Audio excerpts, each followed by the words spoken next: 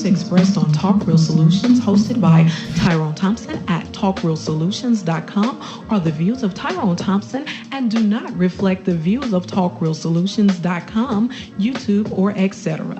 The content here belongs to Talk Real Solutions and its many contributors. Views and opinions expressed by all contributors belong to them and not talkrealsolutions.com or Tyrone Thompson, the host, or etc. All data and information provided on the site is for informational purposes only. Talk Real Solutions makes no representations as to accuracy, completeness, correctness, suitability, or validity of any information on this site and will not be liable for any errors, omissions, or delays in this information or any losses, injuries, or damages arising from its display or use. All information is provided on an as-is basis.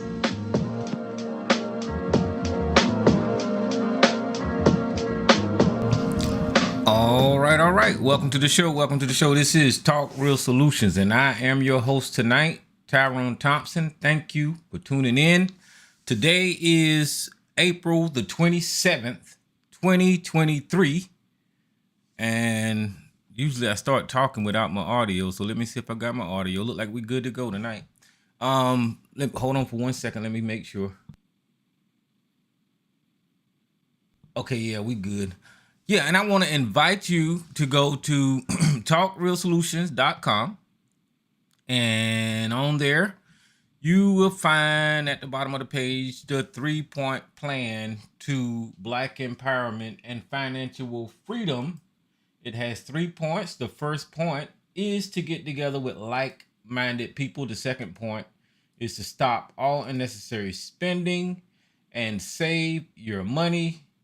The third point is, as a unit, you can invest or save your money in a verified and trusted institution and start practicing group economics today. And check out the rest of the links and articles on the website. That's where we will be getting our news stories from.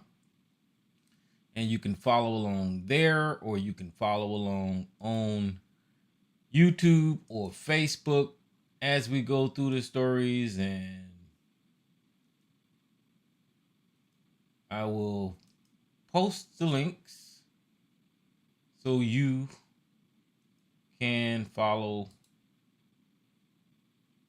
along. Talk Real Solutions. I don't know what I just did. I just did something. But if you want to participate in the show, all you have to do is call into the number at 717-908-1834, and I'll hit the participant code at 917-324. And I'll get you on the line, and you can join the conversation, or you can join the conversation. All right, so look like I got all that done. I think, hold on, I'm still clicking on stuff over here. I think we're good to go. All right, well, yeah, welcome to the show. Well, guys, it's been a crazy week, as you guys already probably already know. I don't know what to say. I know last week, I mentioned Dan Bongino getting fired from Fox News, and this week we've got Tucker Carlson getting fired from Fox News. Now, he wasn't the only cable news host to get the axe. Don Lemon got the axe too, but that's, it is what it is with that guy. I like Don Lemon. I'm not going to sit up here and say I don't like Don Lemon, because I think Don Lemon is a voice, and he speaks to some subjects that needs clarity from the perspective that he puts them. And I don't understand why CNN got rid of Don Lemon. I got my own little theories, but you know, I don't know, but he wasn't as big as an issue to this country and to society as that racist on Fox News, on Faux News, uh, Tucker Carlson. So I know there's a lot of crying people. There's a lot of people out there, just medicating themselves and having a fit, and it is what it is. I can't believe it.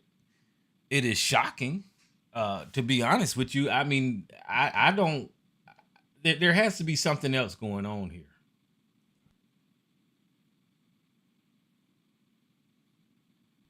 There has to be something else going on, something behind the scenes, something that we don't know about. Because let's just face it, and this is what I've tried to explain over and over again. Fox is a propaganda network. Fox News don't care about what type of information it puts out there. It's there to program people and stoke anger in society. And to be honest with you, I think the second nature of why they do that is for politics, but the main reason that they do it is for money and viewership. You know, I think that what's up, MJ? I think that I really think that those people, besides being racist and fascist and all of that, I think that why they do what they do is because of something that I pointed out here several times on this show. Is that the demographics of this country is 78% white, 76. I don't know what it is now. I ought to Google it. The demographics of this country is 76% white and 13% black, and they figured out a way, if they pander to that larger demographic, then they can make money, and that's part of the reason that they do what they do, because white America is just I don't know, they predetermined to be racist, and that's what you got. Let me Google the demographics of the United States right quick. I don't because it's changed, because the Hispanic demographic has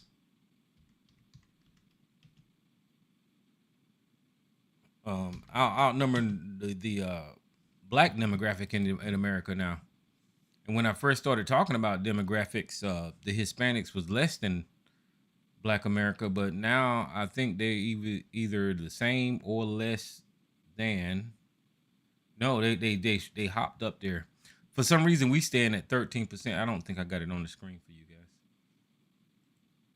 For some reason, we're constantly at 13%, and oh shit. Did white shrink? What am I looking at?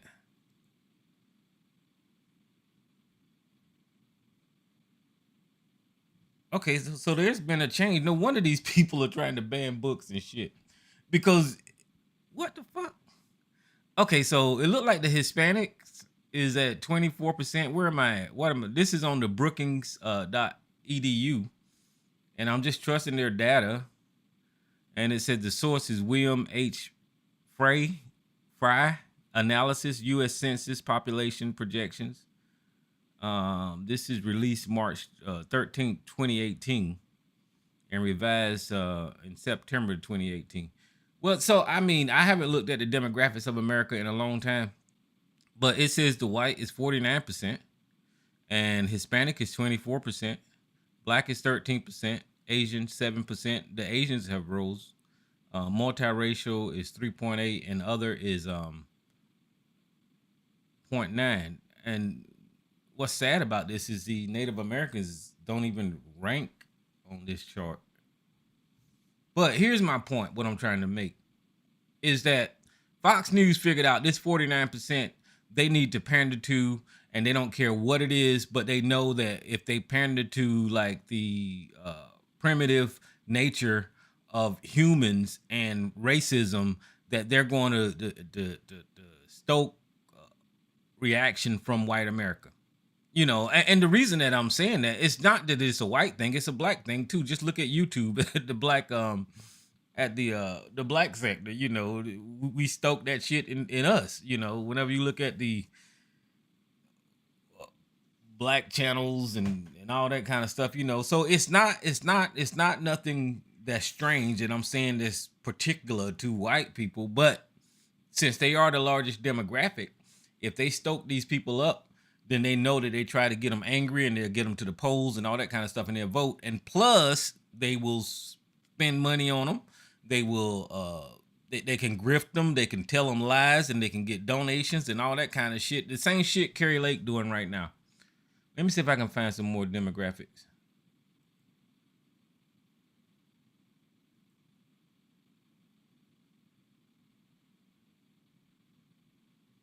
Hold on.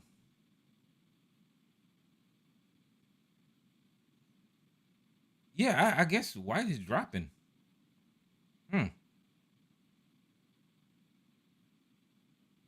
But the Hispanic is shooting up there. But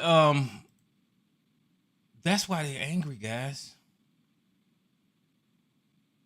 Look, in 2010, right? It was 63% white. In 2021, it's 59% white. And you know, here's the black.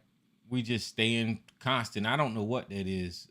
There's some type of something going on that keeps us at 13% for something. I don't know what the hell that is, but the Hispanic is like really rising fast.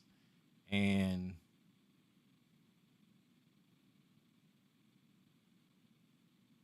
hold on, Native Hawaiian, Asian. Yeah, the Native American. I guess they wrapping the Native Americans up in. Well, I mean, they might be in two categories because you got American. Here it is, right here, American Indian, and they share a really small percentage of the chart. But anyway, I didn't, you know, I lost focus. But my point that I'm trying to say about Fox News is that they're pandering to that larger demographic with racism. That's what Tucker Carlson did. That's what Jesse Waters does. That's what Bill O'Reilly did. That's what everybody at Fox News does. And with Trump coming on the scene, Trump and his campaign figured out we can pander to white America and get votes. And that's basically what you see when you look at the exit polls of these politics nowadays. You see white versus black. When you look at the government in Washington right now, if you look at the Republicans, you see white versus you know, multiracial, the way the government is set up. So what the Republicans have done is that they figured out a way to use that white rage, to use that white anger, and turn it into votes. But you know, it was a losing strategy whenever whenever they thought about it. And whenever you try to divide people like that, you're gonna have people, white people, divided about how racist the party they are supporting is, and they're not going to support it. That's just a fact, you know, because if it wasn't for some white people, the Democrats wouldn't get the votes that they get. You know, you got white Democrats and black Democrats and Hispanic Democrats and all kinds of multiracial people on the Democratic side, but the Republican Party is mainly white, and that's what Tucker Carlson. That's where Tucker Carlson made his bread and butter, right? So now that you got that racist on TV and stoking up fear and anger in people, he was just able to be unleashed on America and tear down whatever society that has built up over the years. And nobody was saying anything to that guy. That guy was just able to go buck wild, especially when Donald Trump got into office, and the ratings soared for that guy because of that higher demographics, right? On cable news, and he became the number one cable news host in America, and consistently too. He consistently turned out the views, and he consistently, um, had shows where he was doing really good as far as ratings. Every night at 8 p.m. is whenever his show came on. So he was able to sit in that position for so long that he got comfortable and started lying on people, right? We seen the lies, we seen the racism, we seen him just blatantly lie. And what confused me is the Republican Party or white America didn't call this guy out or Fox News out whenever they lie like they lie. So I don't get it. And I was like discouraged because I was thinking that, this society is changing, because at one point in time you're supposed to be accountable for what you say, and nobody's holding these people accountable. Still to today, they're not holding these people accountable. And I don't think Tucker Carlson got fired because he was getting held accountable for the nasty, vile shit that he was saying. I don't think that's why he got fired at all. I think he got fired because of lawsuits that are pending. I think that he got fired because he said some stuff about people at Fox News that was sexist. There was a Fox News producer that is suing them now for having a hostile work environment and being a sexist and all that kind of stuff. I think that's the reason that he got fired, because that's the same reason that they let Megyn Kelly go, because she was getting sexually harassed, and Gretchen Carlson, she was getting sexually harassed. The Bill O'Reilly got fired for sexual harassment. Fox News just has a culture of just like vile, disgusting behavior behind the scenes, to where you have all these lawsuits and all these sexual harassment claims at Fox News, but for some reason the evangelicals and the Christian right look at these people for guidance. It's clear that these people are confused on the right, because you're supporting people who clearly lie, who clearly conduct themselves in an inappropriate manner behind the scenes, playing grab ass and saying all kinds of shit to these people at Fox News, and getting sued and all this kind of crap, and I don't understand why the religious right just constantly, if they're really religious, constantly promote these people, to a certain point. I do understand that it's racism, but if you're a Christian and you living by the word, and you have high ethics and morals and all that kind of stuff, you should immediately look at a lie and see that it's a lie. That's not allowed in your book. It just isn't. I think that's one of your commandments or whatever the fuck. But these people lie all the time, and you can call them out. I've been calling them out for years on this show when stupid ass Sarge and ABC call in here with these fucking lies. And I have to sit up here and I do my little Google, and some of it is common sense. And, I just push back on these idiots that call in here supporting and defending Fox News and Tucker Carlson. Now, one of the things that these guys were saying about January the 6th was this guy named Ray Epps. Well, Ray Epps just did a 60 Minutes interview, and that man sit up there with his wife, and he was a Trump supporter, and he had his ass in Washington, D.C. on January the 6th with the hat on, screaming and yelling, "Let's go take our country back," and all that kind of bullshit.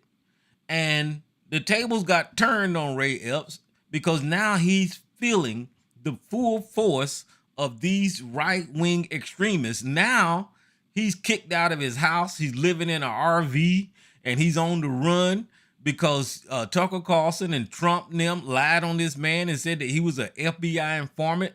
And now this man can't live peacefully because of the right-wing lies that they tell. Now, I don't have no sympathy for Ray Epps. I think that he's a fucking moron. I think that he's stupid. I think that he's one of these Sarge type people that support politics, whatever. But whenever it's all said and done, and you look at what the right wing has done to this man, they took one of their own and they devoured that joker and they spit him out. And now he's well, it looks like, based on his interview, that he's going to be another one that's going to be filing a lawsuit against Fox News for defamation. You know, so it is. I tried to tell ABC and Sarge about Ray Epps, but they would come on here and they would scream Ray Epps and all this kind of bullshit was an FBI informant, and they just I don't know what else to say.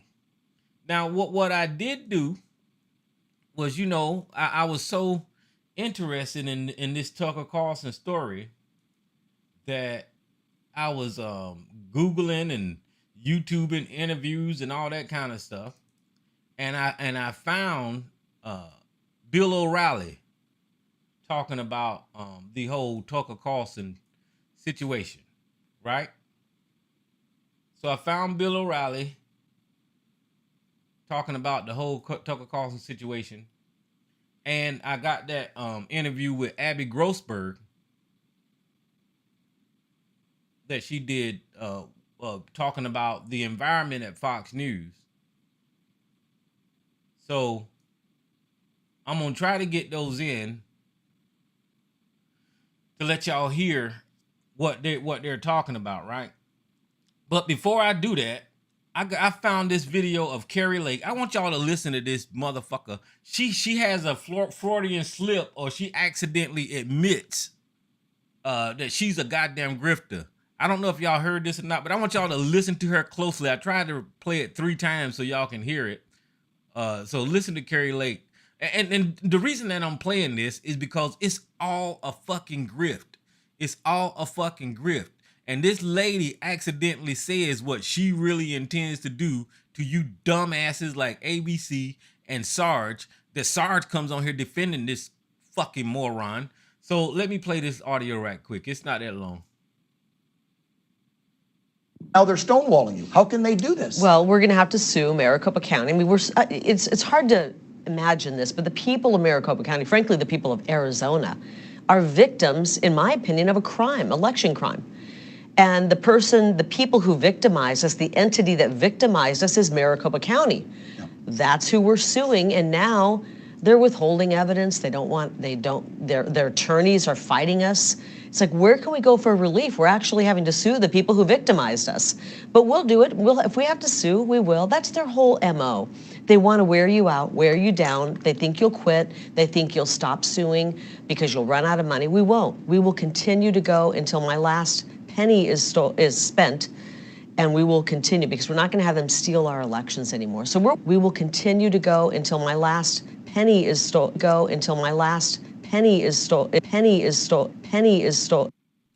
She was saying that we will continue to go until my last penny is stolen. That's what she was getting ready to say, until my last penny is stolen. You can say whatever the hell you want to, but this lady is grifting these motherfuckers, and she know that her claims of election fraud is a fucking grift, and she done got too comfortable on this interview, and she said that she will continue to go until her last penny is stolen. That is what the fuck this lady was saying. And these people like Sarge is so damn stupid that they want to defend these right-wing idiots whenever they blatantly telling you that they stealing from you. Who's this unknown caller? Hey, what's going on, man? JNYC. Hey, what's up, Jay? All right, so I don't want to take too much time because I know you're going in the monologue part, but I'll just say this. Look, I think that you're right on the Fox News with this guy Tucker getting fired. A lot of it had to do with the sexual allegations, which were going to make it much more difficult. But I think also that balanced that out was that $700 and something million. You got to think about it, right? How much are they paying this man a year? They said, I don't know if it's $100 million. I don't even know how much, $20 million a year. But the point is, if you calculate how much they pay him a year, right? And how much are they bringing in through the sponsors, commercials, cable subscribers? And you start calculating how much they lost. I think that he was a dent to their situation in the sense of like that was a big liability that was not only going to be just a hole, but a hole getting bigger and bigger. Because we got to think about they have other lawsuits pending, right? So if they have him on board, they could still sue. Now, Fox News, I don't know if they're going to they have any wiggle room, but they're going to try to wiggle their way out and say, well, you know what? We got rid of him. It's all really him. It's not us. But then when you start looking at the history and you start looking at Fox News, Rupert Murdoch and his lifestyle, and you start talking about, well, look, the man was just about to get married a couple of months ago, and then they canceled it. He done been married 3 times. You know, if you hear the women that talk about him and how they dealt with him or he dealt with them, he's also a sexual predator. Of course, the only thing, it wasn't about, for me, it wasn't about morality. It wasn't about dignity. It was about, listen, we got the spotlight on us. It's not good. It's messing with our money, and this is going to bring us down, or at least it's going to take a nice amount of money from us, and it's not going to be good. So I think that it is a balance with, yes, like you said, Bill O'Reilly and all these guys that got caught up, but it's also they were weighing it out. Like, damn, we got hit with $760 million, even though they are also in fault, not even in part. They're all together. It should be, you know, hey, listen, they go down together because they also aided and abetted him. They gave him the platform to do whatever he wanted to do, right, because of the ratings. So I just say Fox News contradiction. I think it was about money as well as the allegations, but the money is what they really care about. And because, again, it's about sponsors, it's about the cable subscribers, and when they start losing that, you know, they get a little nervous there. So I'm just saying they getting what they're deserving. There's a lot more to go. I'm a mute myself on the monologue, man. Keep doing what you're doing. Glad that you're back. All right, thanks, man. And I agree with you 100%. I mean, it's all of that plus other stuff that's going on with Fox News, right? So what I'm gonna do is about 4 minutes of Bill O'Reilly, if y'all can bear it. But you know, it's funny how whenever these people leave Fox News, that all of a sudden, you know, they start thinking logical, you know, and making sense. I watched Gretchen Carlson on Chris Hayes today, and all of a sudden she got good goddamn sense. You know, once you get fired from those people who allowing you to spew this racism, all of a sudden your damn common sense come back. So I'm gonna play Bill O'Reilly. Y'all gonna have to put up with him bragging about himself for a little while because he's an idiot. But at the end, I want y'all to pay attention to what he's saying about Ray Epps and Abby Grossberg's lawsuit. So I'm gonna play this right now. And joining us now is the mega best-selling author, of course, the host of Common Sense on WABC every night, 9 to 10. And you hear him, of course, on Sid and Friends and elsewhere, the great Bill O'Reilly. Bill, what is your reaction to, earthquakes in the media world today?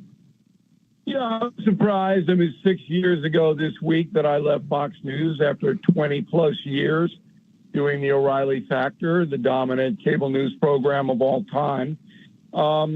Tucker Carlson took over for me. For the first 3 years, his ratings were soft. He lost about 1 million, maybe a little bit more of my audience. And then in 2020, he took a hard right turn, decided to program for very committed conservative people, whereas I wanted a big tent like WABC wants now. I wanted conservatives, of course, but I wanted liberals and independents to watch me. Carlson basically programmed for a very hard right audience, and his numbers came up, and he was the second highest rated show on Fox, next to the 5.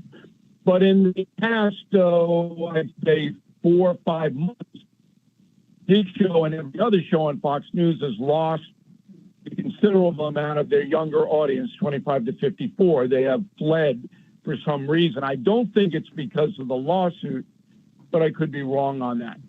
Anyway, I train most of the people who are producing the shows at Fox News today. So I know a lot And on the Tucker Carlson front, they were preparing to do the Monday night show, Tonight Show, in mid-morning. They were having their meetings, and as people always do, when word came down that Mr. Carlson was out. Everybody was stunned. Nobody knew why. There was no explanation given. It's just that he wasn't going to do work for Fox News anymore. His last show was last Friday. A show which did not do well in the ratings, by the way, last Friday, interestingly enough. But it wasn't a ratings play that led to his dismissal. It was lawsuits. And Fox settled, as everybody know, for the $7.8 million. I'm sorry, billion. $788. I sound like, yeah, I said $1 million. Almost a billion. Almost a billion.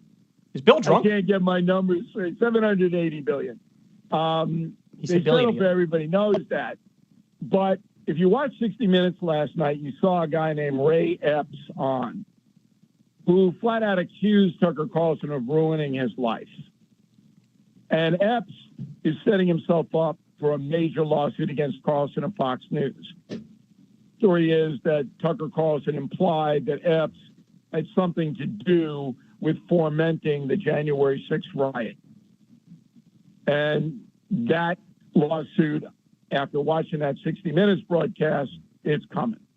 But even more damaging was a producer who worked for the Carlson program, who apparently has some tape, audio tape, of bad things being said. I don't know what they are. But she has already filed a lawsuit against Fox News and Carlson's show. And her lawyers are saying, if you don't pay us a lot of money, we're going to make these recordings public. So in the face of all of that, and then Smartmatic lawsuit, shareholder lawsuits against the Fox company by people who hold their stock, they had to get out. So, this is rare and far between, but Bill O'Reilly was making some sense there about assessing what's going on at Fox, right? I already told you it's a corrupt environment. The culture over there is just terrible. We know the history of the lawsuits, the sexual harassment claims, all that kind of crap, right? But in addition to what Bill O'Reilly just said, right, there's news out there that the environment, and I'm going to play you some of Abby Grossberg's audio so you can hear it for yourself. There's news out there that the culture included referring to women's as, the C word that sounds like blunt. And they just constantly did this type of stuff all the time behind the scenes. Why is this significant? It's significant because you have this dirty culture and these people that don't have any respect for other human beings, and on one side, behind the scenes, and then whenever they get on the TV screen, they put on this persona to get people like Sarge and ABC to say, ooh, they speaking the damn truth. They speaking the truth. These immoral, fucking filthy goddamn people that do all this bullshit behind the scene. Carlson is a goddamn Swanson fucking goddamn baby, right? So he's not the every man's man, the everyday worker. He's a fucking elite, and he's playing these people, right? I just played you guys Carrie Lake to where she said that she's gonna take every goddamn penny that she can, right?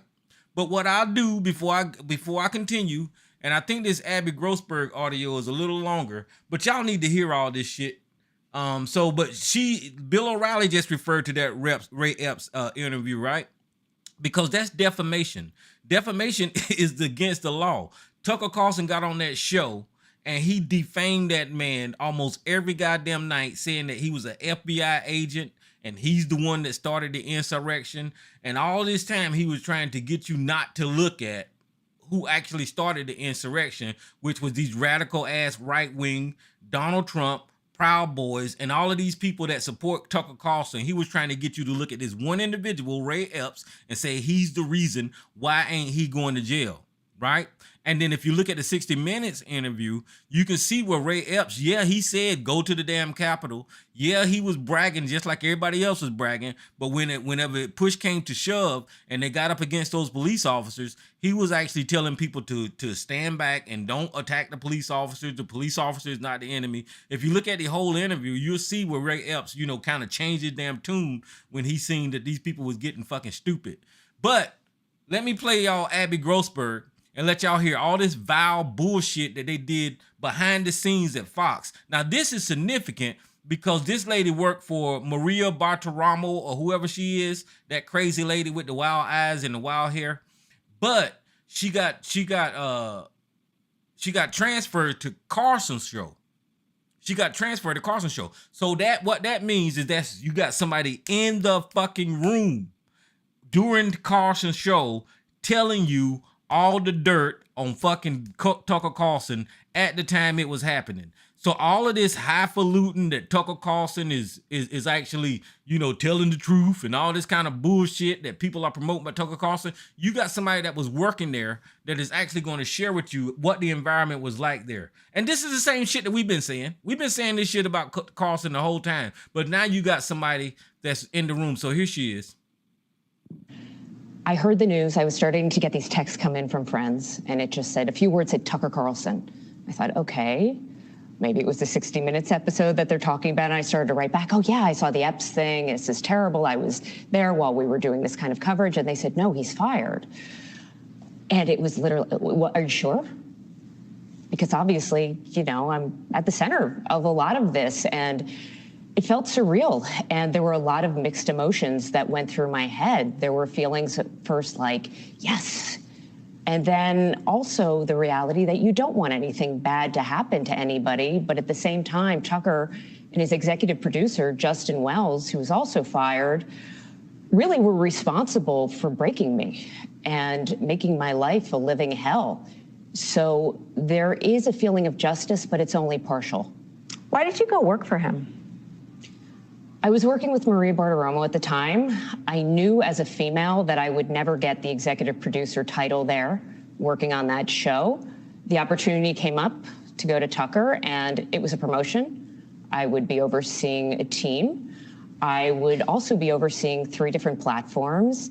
And I liked the staff, honestly, when I interviewed with them. And I was hoping that it would be more professional, and what he was portraying on air was just a show. And unfortunately, that wasn't the case. So when do you realize that? Immediately. I show up first day of work, and I know that this is a popular one. It's been widely publicized. There are literally pictures like this big of Nancy Pelosi in a bathing suit in Europe, plastered all over. There was even one on my computer screen for the temporary computer I had to use, and I had to take it down just to work. Within a few days there, I was called into Justin Wells' office with Alex McCaskill, who was a senior producer as well, and asked if Maria was having an affair with Kevin McCarthy. It was just, I was shocked. I couldn't even believe it. I was floored. Let's go through some of what you allege in your lawsuit. It is this culture of misogyny. How did that manifest in a more personal way? I'm tough. I have a thick skin, obviously, having been through all I've been through in the last month, but it's hard to take day in and day out, which is a big part of why I'm speaking out now, to let people know that it's not okay, and the impact of bullying when it's done day after day after day. And very quickly, I spoke out. For example, early on, they had Andrew Tate on the show, and I raised my hand and I said, we have to be very mindful that this is 2 white males together. And I used the example of Gayle King and R. Kelly, saying that she could go in a different direction with that interview, that I felt Tucker couldn't. And they weren't happy about that, because they wanted to be a bro fest. They were all laughing about how fun it would be to go to Romania and hang out with him. They liked his messaging. So whenever I said something like that, it put a target on my back, and gradually I was shut out of meetings. I was mocked. I was eventually demoted. That's how it played out for me. And it got worse, and it got worse, and it got worse every time I spoke out. What was your experience with anti-Semitism? It's interesting because I've never experienced it in my life until now. It was nothing I ever really thought of. And it started sort of around the holiday period.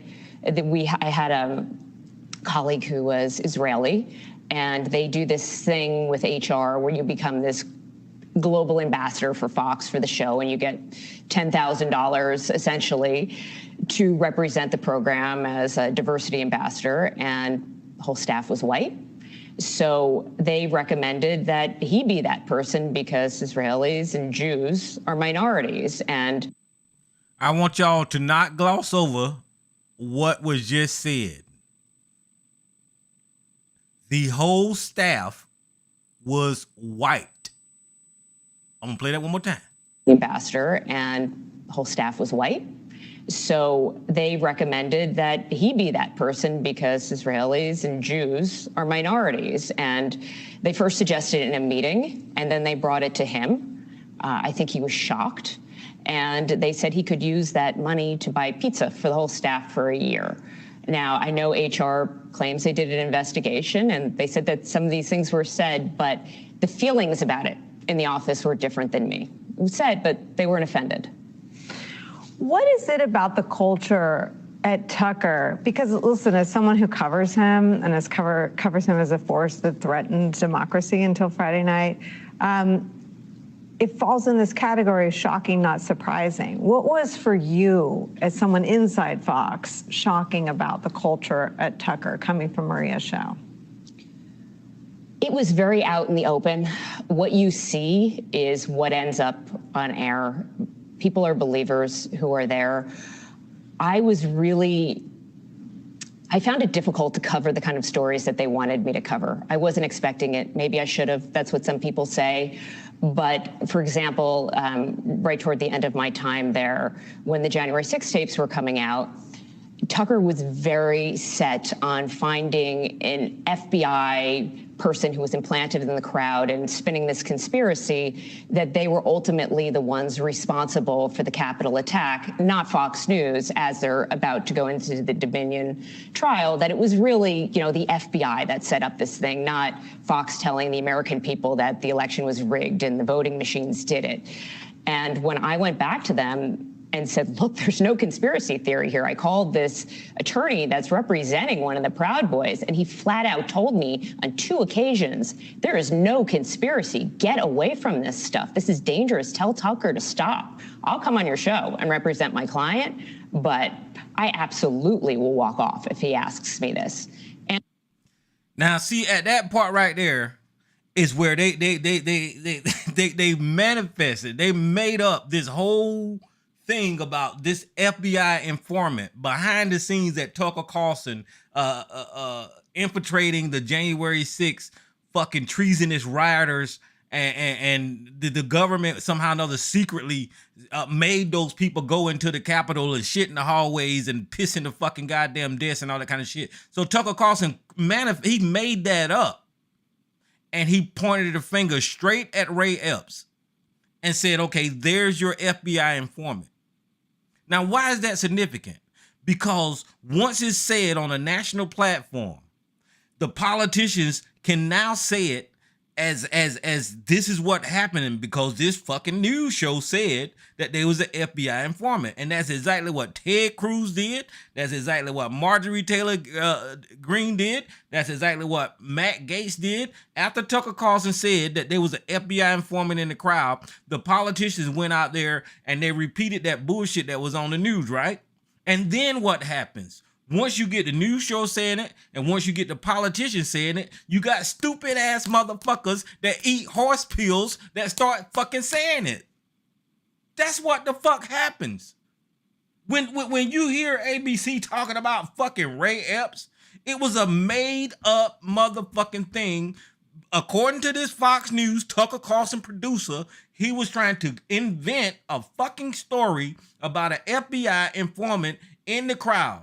And once he did that, said it on the goddamn air, the politicians started repeating it.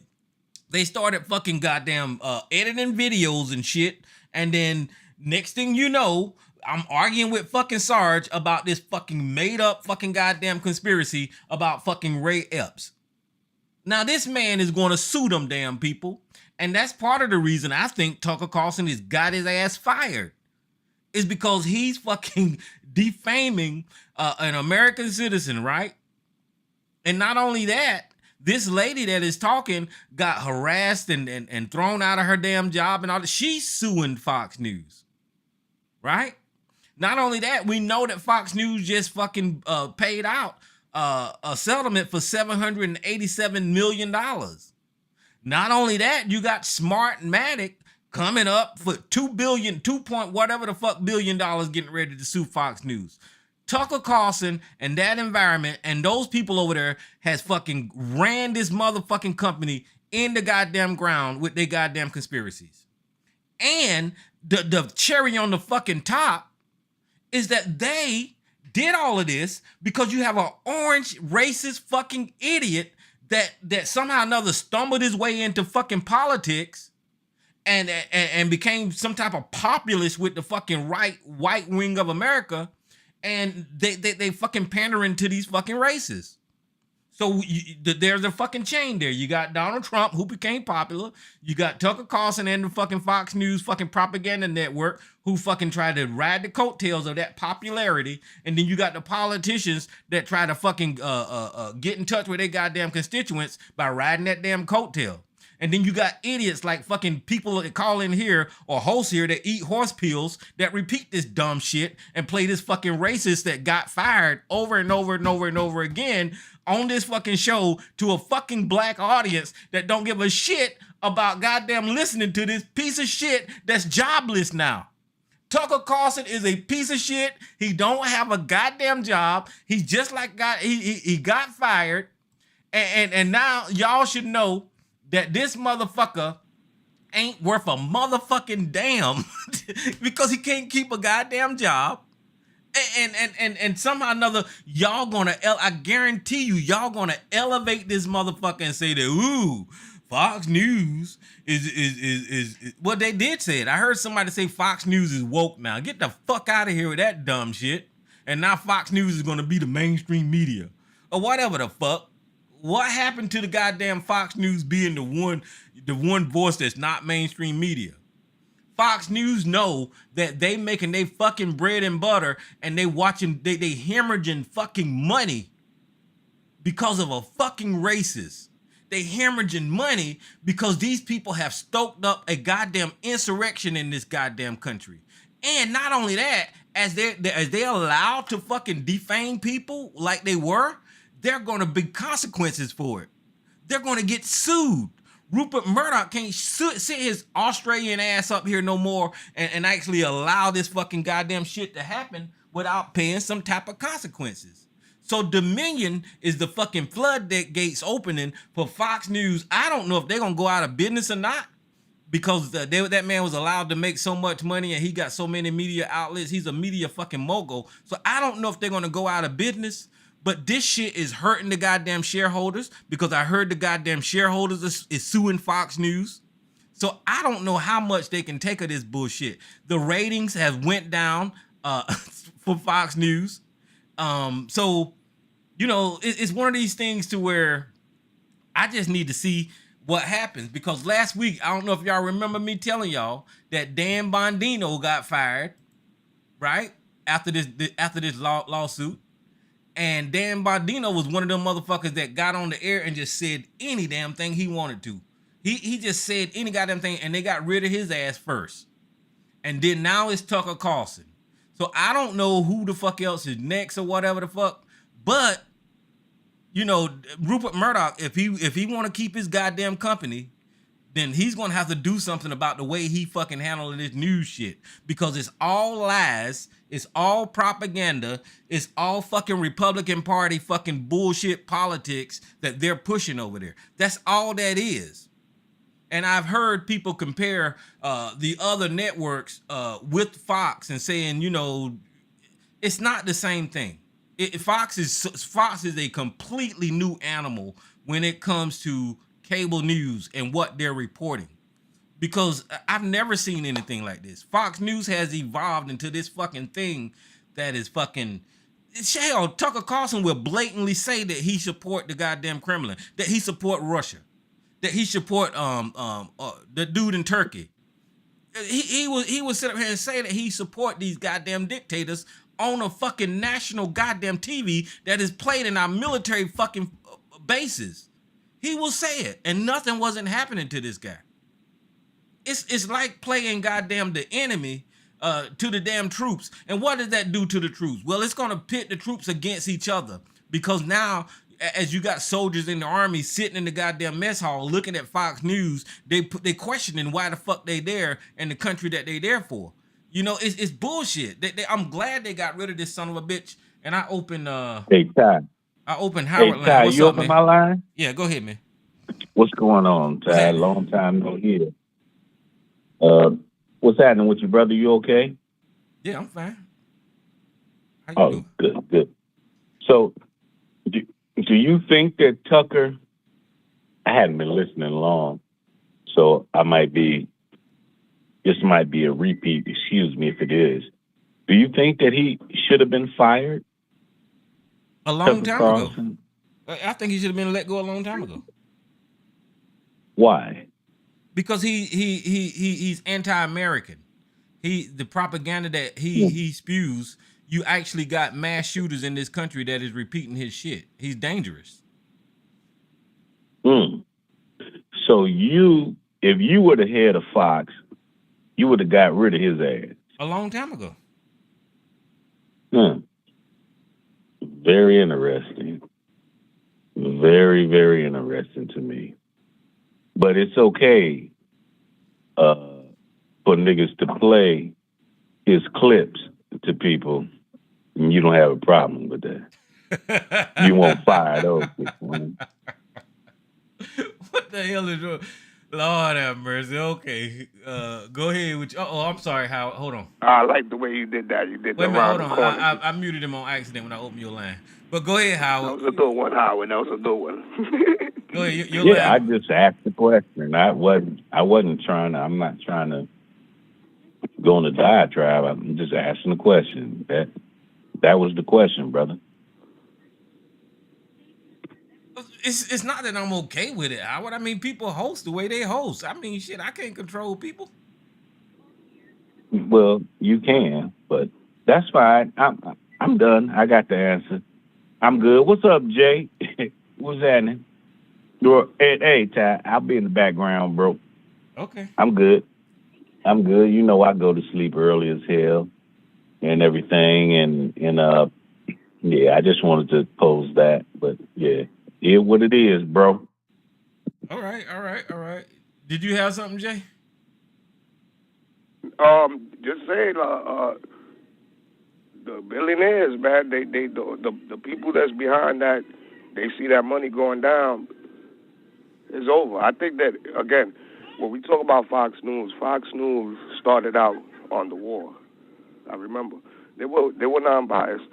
George Bush.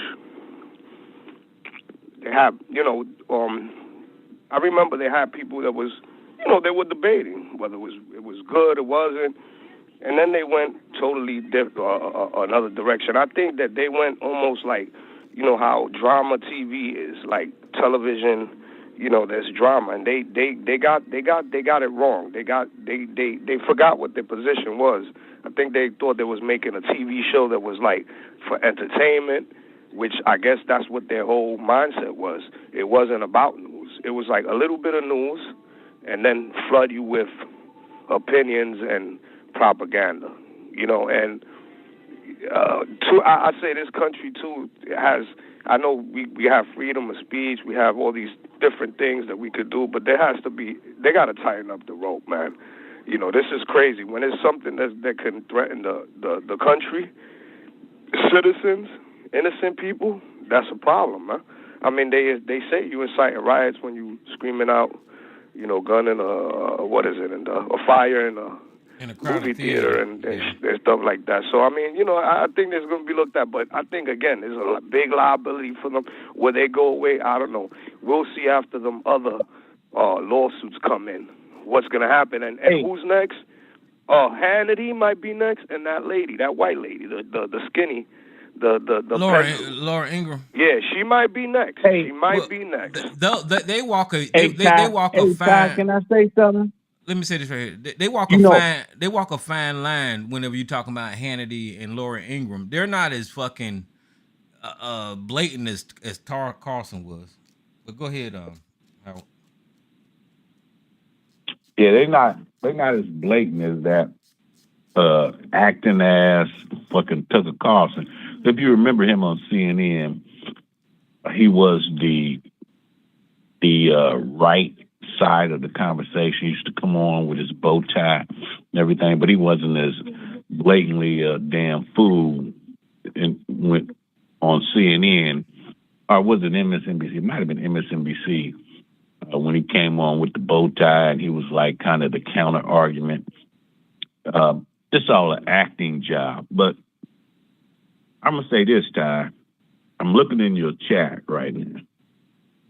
There's one nigga. You probably got 15, 16 chats on YouTube. There's one nigga that got about 10 of them. You must have hit him in a way kind of hard, because somebody in their goddamn feelings. And that's okay. Everybody got feelings. We all do.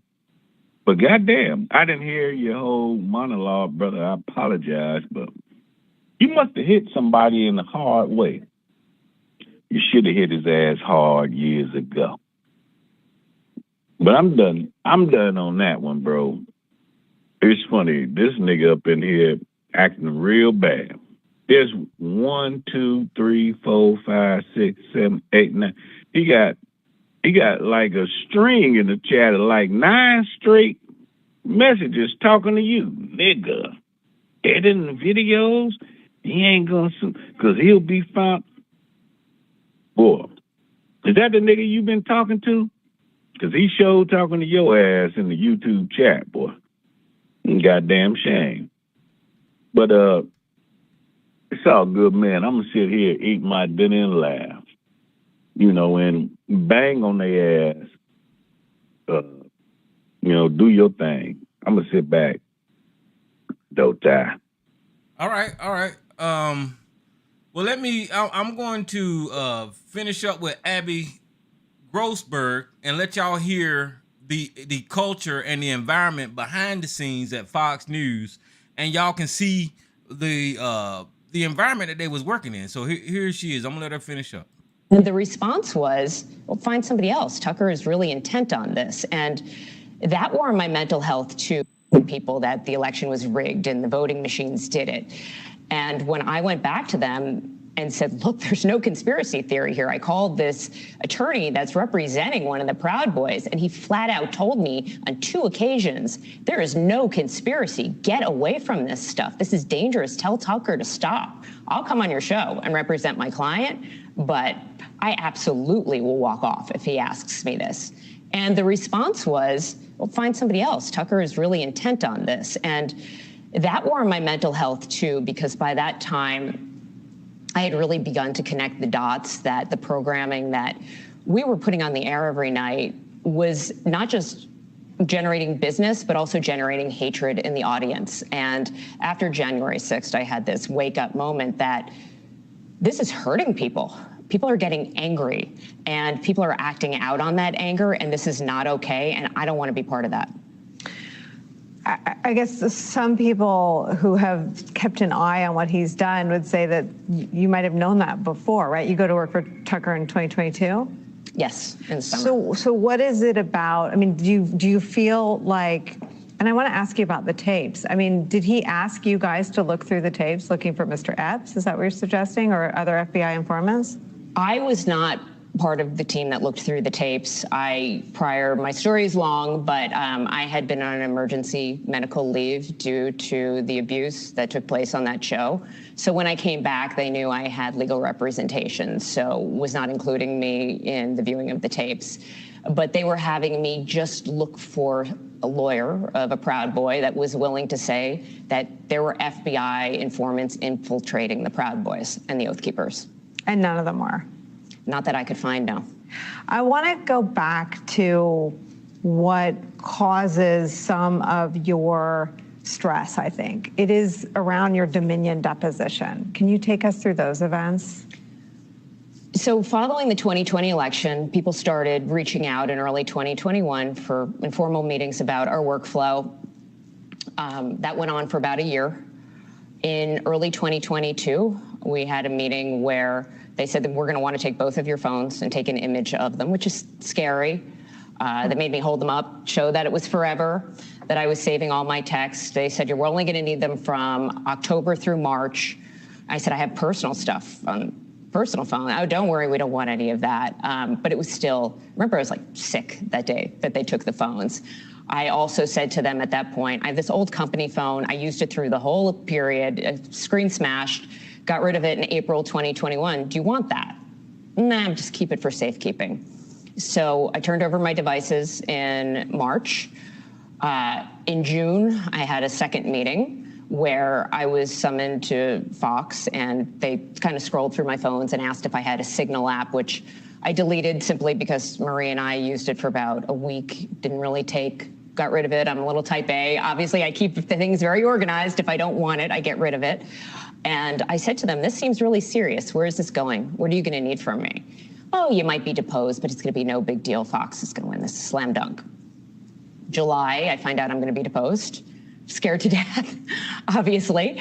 Walk in there in August. I believe the date was August 10th for my first session with Winston Strawn and the Fox attorneys. First thing I say when I walk in, Marie at this point, going back, has told me that she's hired her own representation who has copies of all of our text messages and emails. So the first thing I say out of the gate is, Maria has her own attorney. Do I need one? No. They complicate things. You know, Steve Ducey had one. He was in a few days ago, and they feel like they need to earn their keep, so they just ask questions to make money. It just complicates the process. No. Can I take notes? No. So I'm given this, no need, no big deal. And they give me this speech about how it's a slam dunk First Amendment case. The whole thing is so stupid. I say, am I in trouble? No.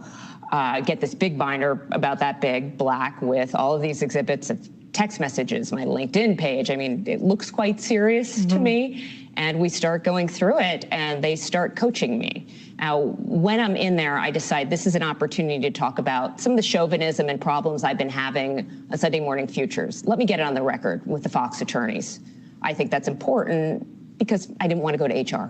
I didn't trust them, to be honest. So this is a way of me setting a record with Fox. So I start telling them these things very, very early on. And it seemed like they had a plan, and I screwed it up. It's not what they wanted to hear. What was their plan?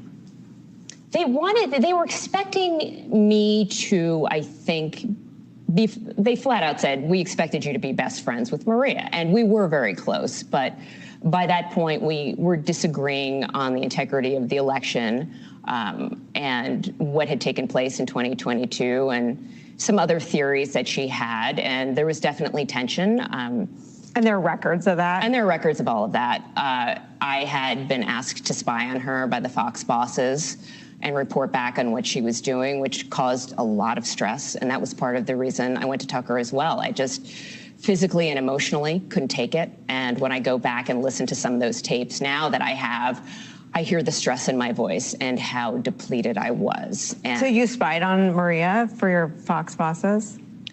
Yes. I not spied. I would tell them what she was doing. If there were things that concerned me, spy is the wrong word, that I had handled in the past myself because we had a good relationship and can work it out together. I reported those things because I became very paranoid about my job because I had been shaken down by multiple executives at the company.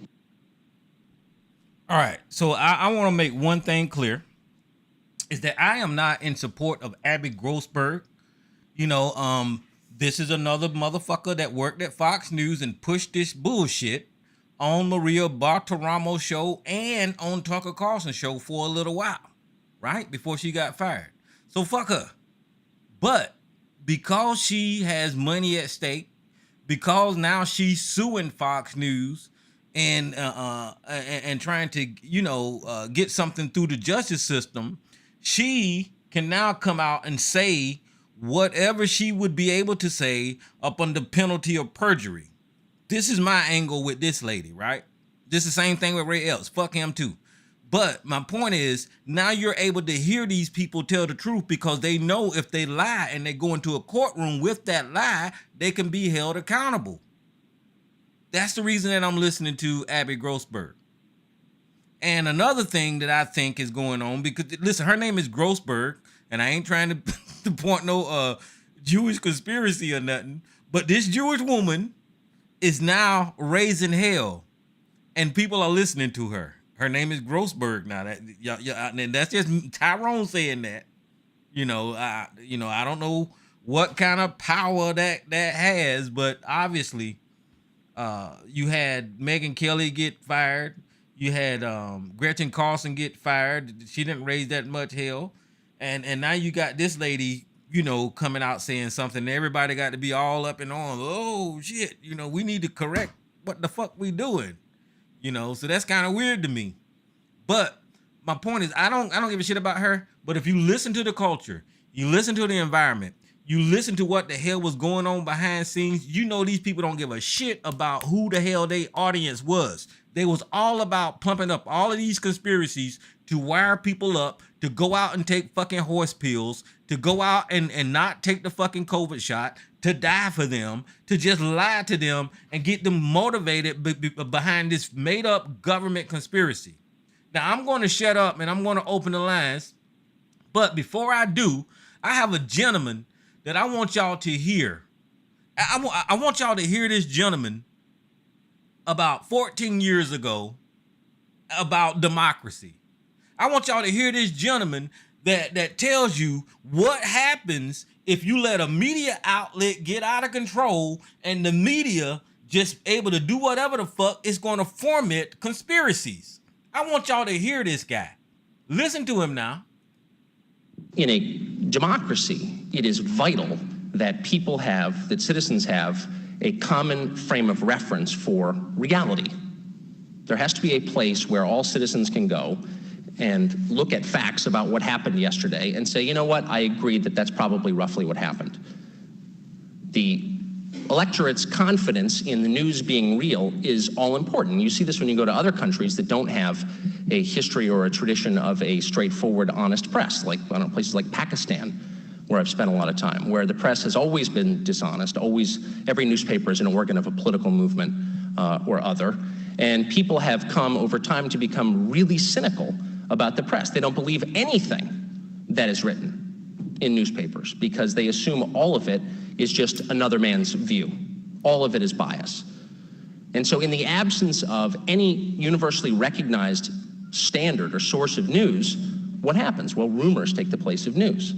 And so ultimately you have an electorate that is really poorly informed and incredibly suspicious. And in that environment, all sorts of crazy conspiracy theories bloom and take the place of facts. Now, I didn't say that. That wasn't me. That was not me.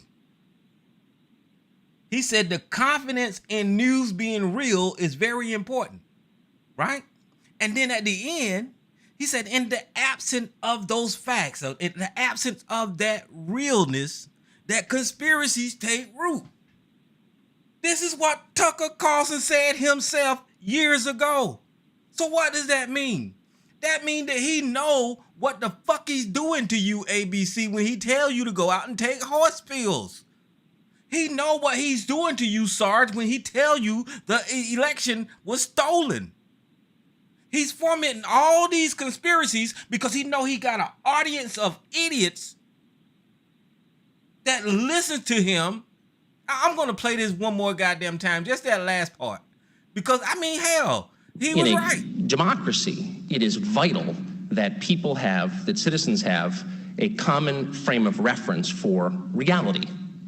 There has to be a place where all citizens can go and look at facts about what happened yesterday and say, you know what, I agree that that's probably roughly what happened. The electorate's confidence in the news being real is all important. You see this when you go to other countries that don't have a history or a tradition of a straightforward, honest press, like places like Pakistan, where I've spent a lot of time, where the press has always been dishonest, every newspaper is an organ of a political movement or other, And people have come over time to become really cynical about the press. They don't believe anything that is written in newspapers because they assume all of it is just another man's view. All of it is bias.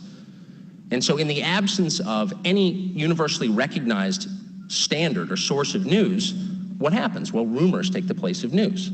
And so ultimately you have an electorate that is really poorly informed and incredibly suspicious. And in that environment, all sorts of crazy conspiracy theories bloom and take the place of facts. I'm done. He created what he just explained to y'all. This is not Tucker Carlson in 2023. This is Tucker Carlson 14 years ago when he was trying to get into the media, when he was doing his rounds and trying to be this broadcaster. So he was giving the people a real reality about, news sources and facts and how important it is. And he said in the absence of having standards and facts and evidence, then all kinds of conspiracies just take place. He created that environment to where the conspiracies take place. He created that environment and gave y'all misinformation about this, about that, about COVID, about the election, about Ray Epps, about whatever the fuck. And he know that there are conspiracies. You just heard a Fox News producer, one of his producers, tell you that behind the scenes they made stuff up so they can pander to the audience. So even though I've done said all of this, right? It doesn't matter. The people hear me, but the people that believe in Tucker Carlson, they don't give a shit about what I'm saying right now. ABC is in that chat room. He's like a little fucking bitch, just texting. Talk about Fauci and 95% effective. See, he's stupid. This has got to be the dumb. How the fuck is you over goddamn 70 years old, motherfucker? I don't know how old ABC is. But how the hell your old ass still believing and trying to follow some fucking propaganda on TV at your age? You should know better. I done presented all the facts. I done gave you all the evidence. I done showed you where these people that you listen to and you try to promote are full of shit. Tucker Carlson is fired now. He does not have a fucking job. Fox News have been sued for damn near $1 billion and they settled. Fox News is continually getting sued by Abby Grossberg and possibly Ray Epps and their stockholders and whoever the fuck else is going to be causing Fox News to hemorrhage money. And you still believe this propaganda network. Listen, it's okay to have some humility. Be humble and say, my bad. I was wrong. Let me reassess. Let me look at what the hell I believed in. That's how you grow. In other words, you're going to stay stupid. You stay stupid right there in that goddamn chat room, you fucking moron. What's up, Miss Elisa? How you doing tonight? I'm doing okay, Tyrone. How you doing? I'm doing all right. I know I went a little long, but Tucker Carlson got fired, and it's a good day. Yeah. Well, how long ago did you say that video that you played? How long ago was that? That was 14 years ago for Tucker Carlson. He sure has come a long way since then. Oh yeah, without a doubt. He's come a long way since then. And everything he was saying back then, and he turned around and did everything that he was speaking against back then. I don't know, I guess for money, for power, or he just got crazy. I mean, because they just sat up there and just made up lies. And I saw Trump was doing an interview. I think. Hey, Sister Elisa, how you doing? If I could say something after you, Hey, I'm good. Oh, that's fine. How you doing? I'm good. He was on, I think it was Newsmax or one of them other that's being sued as well. He was doing. They kind of cleaned up their stuff, but they're still being sued. I think. But anyway, he was on one of those news shows after the firing of Tucker, and the interviewer asked him, his opinion on it, and he stopped sitting up there, and it was funny because I laughed out loud watching the little snippet that they had. Because all of them people is gone and they didn't, you know, because partly, but not all, but partly because of you and your lies. I mean, Trump leaves, he has a mile-long history of people that has gone to prison, screwed up lives, fired, and all kind of stuff in his past. You know, I mean not his past, in his wake. And only thing he could say, well, I think Tucker was a good guy, and blah blah blah blah blah. He's a good guy, and blah blah blah. We'll see him. And the interviewer said, well, you know that a lot of people are saying it's partly because the lawsuit. Well, I don't think Fox should have settled that lawsuit. You know, they could have beat that, because since you sit up there, and that was so amazing to see him speaking on that when most of what's happening currently is because of him. And it was so comical, and he looked so childlike and orange that it was absolutely pathetic. It was just pathetic. And remember that little docu that Tucker made, and they aired it on Fox? I can't remember the name of it, but it was about America, and you know, he had all this gloom and doom and racism all mixed in that.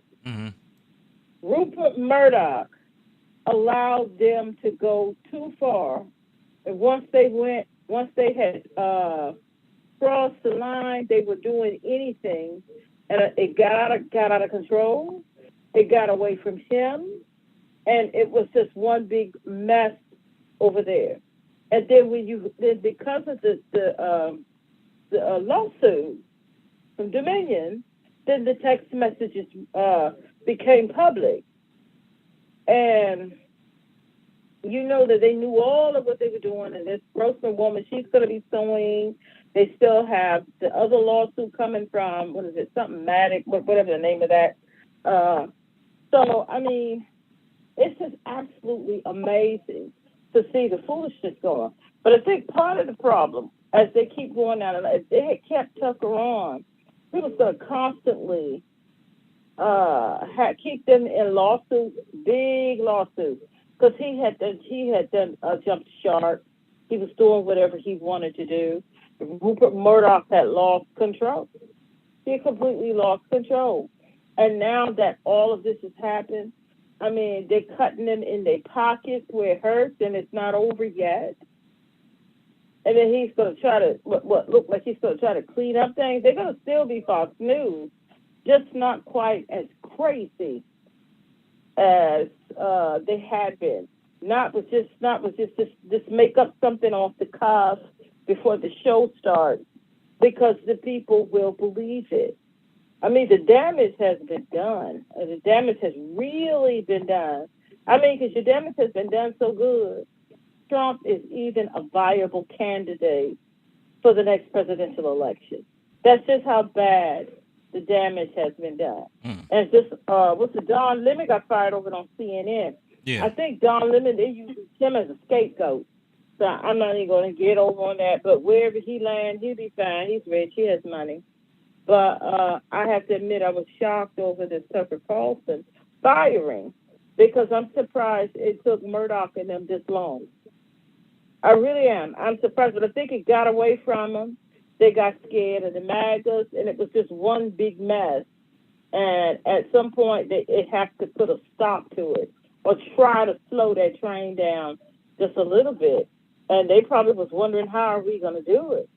But I think having to pay out over $750 million in lawsuits to settle with $750 in a lawsuit, and then you have another $2 billion lawsuit coming down the pike, then another lawsuit after that, then another that gave them the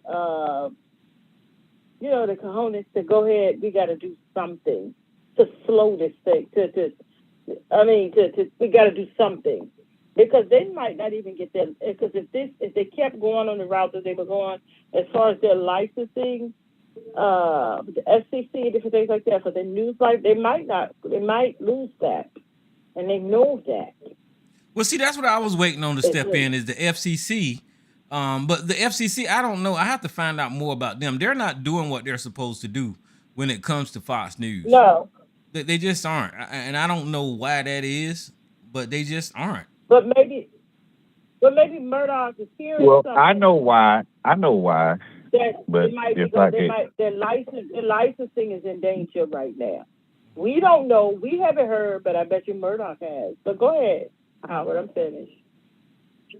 Well, I was just gonna say, first of all, we giving Rupert a little too much credit, in my opinion. Rupert is 92. 92. That nigga ain't up around doing what he did at 62. But he put in a outline in a program that some people are following and doing what he wants them to do. But at 92, Rupert ain't hands-on, is what I'm saying. Ain't hands-on at all. His boys are. Well, you got Lakeland Murdoch and all them kind of people. But I'm telling y'all, if y'all go watch that movie on the TV about the Murdoch family, Rupert Murdoch is hands-on with his old ass. He's very hands-on. At 92? Yeah. Go watch the movie. Go watch the movie. I'm telling you, that man, as a matter of fact, he got sick one time, like real sick, like gravely ill. And after that, he almost like to died. After he almost like to die, that's when he went head first in his business, and that's all the hell he been doing is running everything. His daughter on the companies, like you see these reality shows, these challenging shows. She's the one who started that whole game, challenging show type environment over there in one of them damn countries, and it made it its way over here. Well, if he and y'all cut me off, but if he's hands-on at 92, I didn't know that. I didn't think that. He's hands-on. I didn't think that would be part. If he's hands-on at 92, then he's a bad dude. I want the pills he taking. He's a bad dude if he hands-on at 92. I'm telling y'all, go check that movie out. Y'all will see what the Murdoch family is up to. I'm taking your word for it. I'm taking y'all word for it. If he hands-on at 92, I just. I looked up his age and everything. I'm like, oh, this dude can't be involved in the day-to-day business. But if y'all saying he is, then that's a bad boy. Not too long ago, he just got him a new younger girlfriend, and texted the old one that was over. Now, see, they rumors. Okay, so they rumors out there. Okay, so he just broke up with somebody. Now, here's the rumors. The rumor he is just broke up with somebody at 92. Yeah, listen. Listen. Here's the rumor. The rumor is that they was at this event. Tucker Carlson, Rupert Murdoch, his girlfriend, and others. Right. So, but Tucker Carlson made a speech at this event, right? And that was on that Friday. Tucker Carlson made a speech. Yeah. And y'all didn't let me get to my second point. Well, let me just say this right here so I can share this with the people. Y'all cut me out. Tucker Carlson made a speech at that event, and Rupert Murdoch girlfriend got up because Tucker Carlson referred to religion in his speech, and Rupert Murdoch girlfriend got up, and she started praying over Tucker Carlson, and Rupert Murdoch didn't like that whole idea of religion being involved into Tucker Carlson and where he was going with his religious ideology. Now that was on a Friday, and then that Monday he got rid of his girlfriend, and Tucker Carlson was fired. Now, I don't know. I don't know what the hell happened. Wow. I don't know what happened. Wow. They said that might have had something to do with it.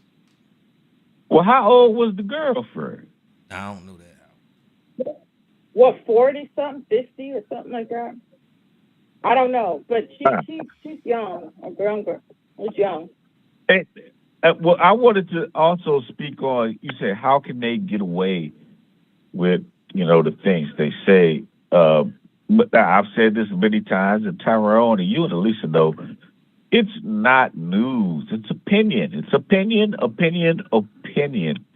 So I think that's how they got away with so many things for so long. But apparently Dominion must have saw the shows or saw what they were saying, that maybe it went overboard of opinion into like accusations and things, and Dominion, I guess, found a way to make, was that 987 million?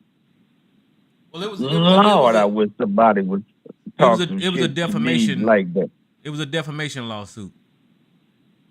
Yeah, so apparently apparently the opinions went over the line into accusations, and 908, when you settled for $987 million.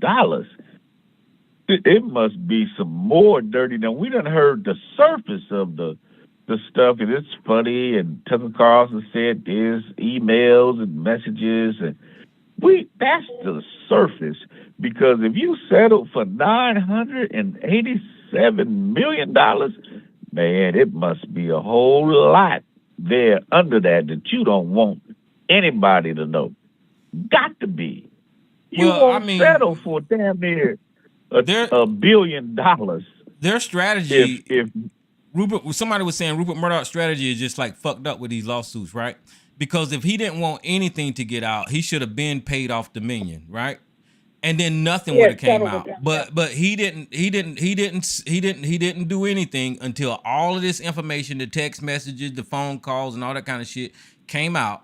And now he settled with them. Now what that did was that set. But that can't be all, Tyrone. But that's what I'm trying to tell you. That's what I'm trying to tell you. That can't be all. But what that did was that set Smartmatic up to expose some more stuff about what's going on with Fox News. So there are going to be some more exposés going on through the Smartmatic trial. So I don't know. Rupert Murdoch should have paid these people a long time ago before they exposed Fox News. But the reason that you settle is that they didn't want to go to trial and have all of this stuff come out during the trial. But I mean, there's a lot of shit that's going to come out anyway. But you pay, Tyrone, you pay damn near $1 billion to not, have that shit come public. Bro, it must be some damning shit in there. They had the receipt. Go ahead, Mr. Lee. Dominion had the receipt. They were going to win the case. And Smartmatic is suing for more. They're suing for over $2 billion. So they set up. They're gonna probably settle with them for over $1 billion because they don't want any. They don't want any more to come out. Smartmatic and Dominion are both gonna have Giuliani and that old stupid woman living in a box on the street when they finish with them. The pillow guy, all of them people is lined up. They're just going for the bigger ones first. All of them. It's going to be broke down to the bones. Well, Mike Lindell had already had to pay $5 million to somebody because he made a bet that with his election information, his data, that proved that the election was stolen. And he said if anybody can find this data to be wrong, then I'll pay you $5 million. And there was this one dude that said, okay, your data don't even pertain to the election and it's wrong, so it don't prove no fraud in the election. So the judge told Mike Lindell that he got to pay that guy that $5 million. He got to pay the money. Mm-hmm. They all... Wait a minute, Ty. This dude got a judgment in court for $5 million? Because Mike Lindell made a promise that if anybody can find this out to be fraudulent, I'll pay you $5 million. That's like a verbal contract telling people that he's going to give him $5 million. Now, the judge making him live up to that shit. Wow. Gave him a certain amount of time to pay it. And Mike Lindell's shareholders, they're going to be suing him too because he practically wrecked the company, just him by himself. All these people are all messed up. They all messed up. And the thing is, these people suing for all of these billions and millions that they going to get. And Donald Trump his name is not in any of the lawsuits. That's the funny part. All of them, ain't that crazy? Luckily, very lucky, sister. He's very lucky. But they were doing his bidding, though. They were doing his bidding. But he's very lucky. They all messed up. Yeah, all this with Trump and Trump. Well, Trump going through a bunch of listen, the former president of the United States is on trial for rape right now. That is crazy. In New York right now, the president of the former president of the United States, with this Eugene Carroll case, is on trial for sexual assault. I ain't gonna say the R word no more. For sexual assault against that lady today. I think this is the second day of the trial. Mm-hmm. And you know, Tyrone, I saw Magnus was sitting up there saying, these people just coming out of the woodwork. No, she had this case filed before he was that president. case was filed before he was president, right? That case was filed a long time ago.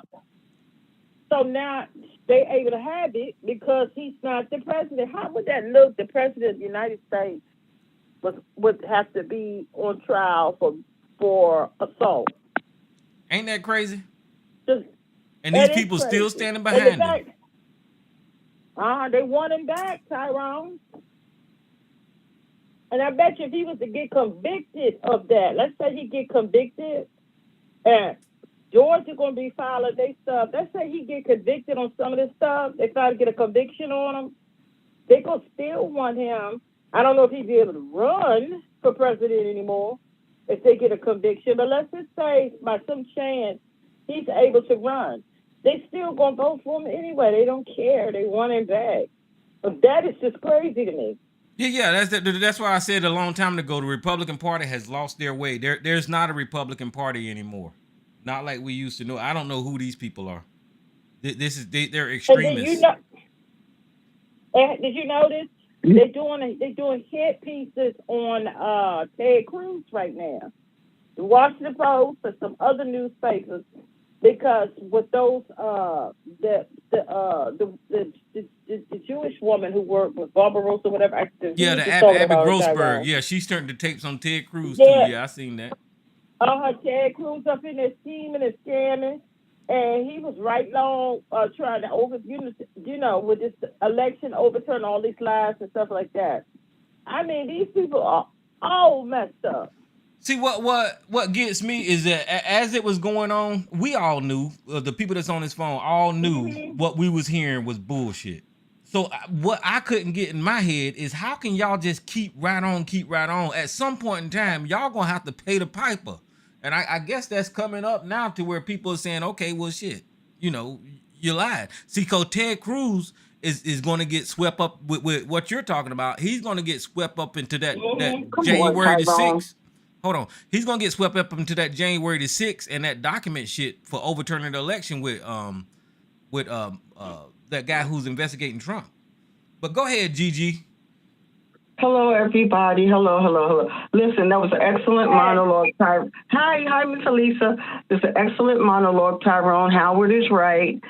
The fact that they settled for 900 billion, million, means that there must be another 900 million that they think they saved by quote unquote settling. When you settle, you don't like it, but it's still less than what you know that you should have paid.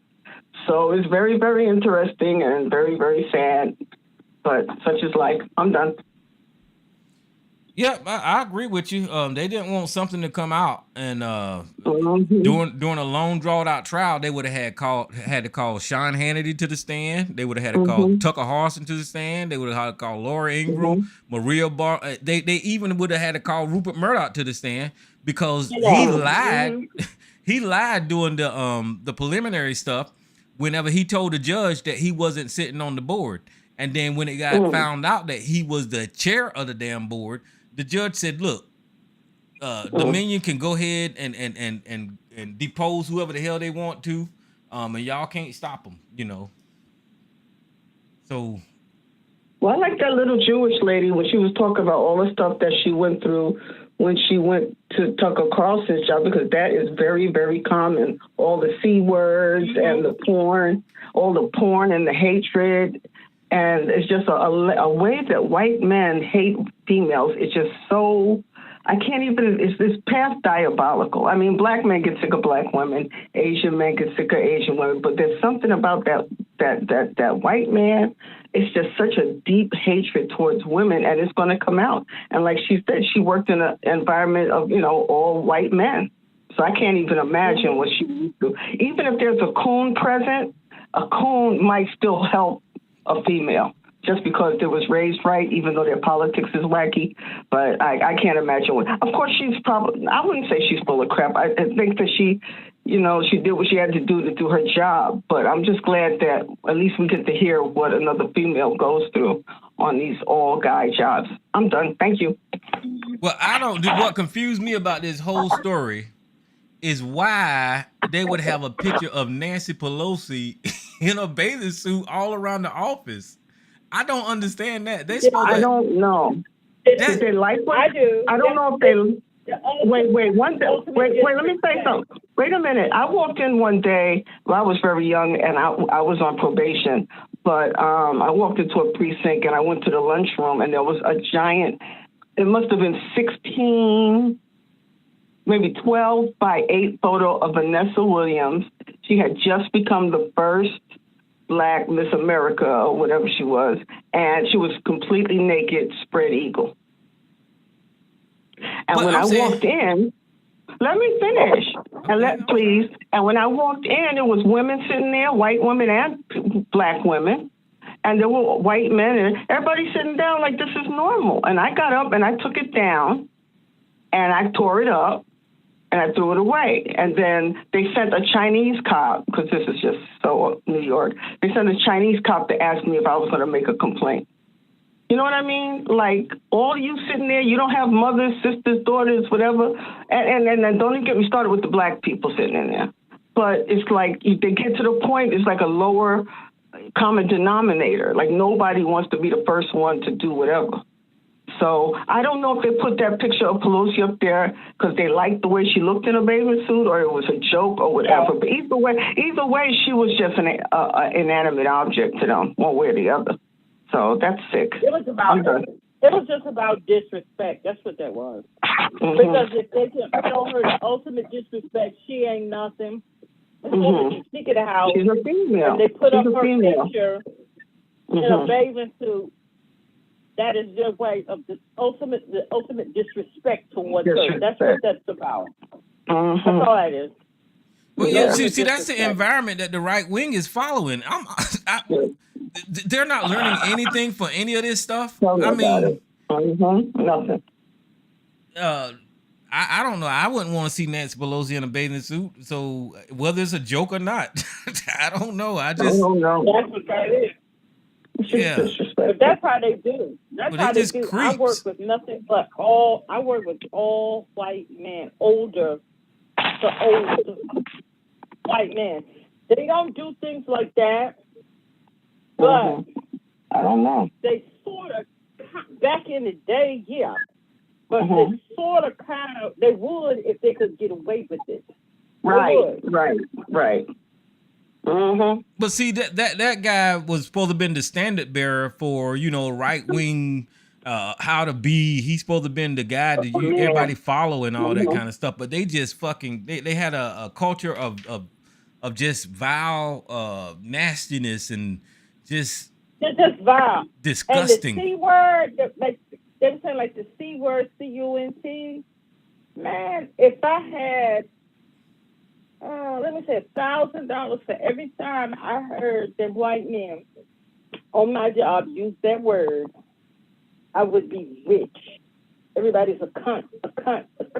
Yeah, that cunt. And that's because rich, if white men with money, older white men, that's their favorite word when they want to tear down a woman. Cunt. That's all I heard. And it's like you just sit there and shake your head, And the disrespect with the women, that is the atmosphere a lot of women work in. And I worked in, not as bad, but I had my share of listening to it and hearing it. It's the atmosphere. Yeah, this is where they were getting medical advice from. This is exactly why ABC take horse pills, because Tucker Carlson and his guests, suggested that, that's what they do. This should tell you that these people were not serious, and these guys are just grifting. This is all this is a grift. You know. Mm-hmm. I mean, like I played that audio earlier where Carrie Lake literally said that she was stealing money. Did y'all hear that? Okay, so hold on for a second. Watch this right here. I want y'all to. It's gonna be like a Freudian slip, but listen to it. It ain't that long. It's 57 seconds. Now they're stonewalling you. How can they do this? Well, we're going to have to sue Maricopa County. I mean, it's hard to imagine this, but the people of Maricopa County, frankly, the people of Arizona, are victims, in my opinion, of a crime, election crime. And the people who victimized us, the entity that victimized us is Maricopa County. That's who we're suing, and now they're withholding evidence. Their attorneys are fighting us. It's like, where can we go for relief? We're actually having to sue the people who victimized us. But we'll do it. If we have to sue, we will. That's their whole MO. They want to wear you out, wear you down. They think you'll quit. They think you'll stop suing because you'll run out of money. We won't. We will continue to go until my last penny is spent. And we will continue because we're not going to have them steal our elections anymore. So we will continue to go until my last penny is stolen.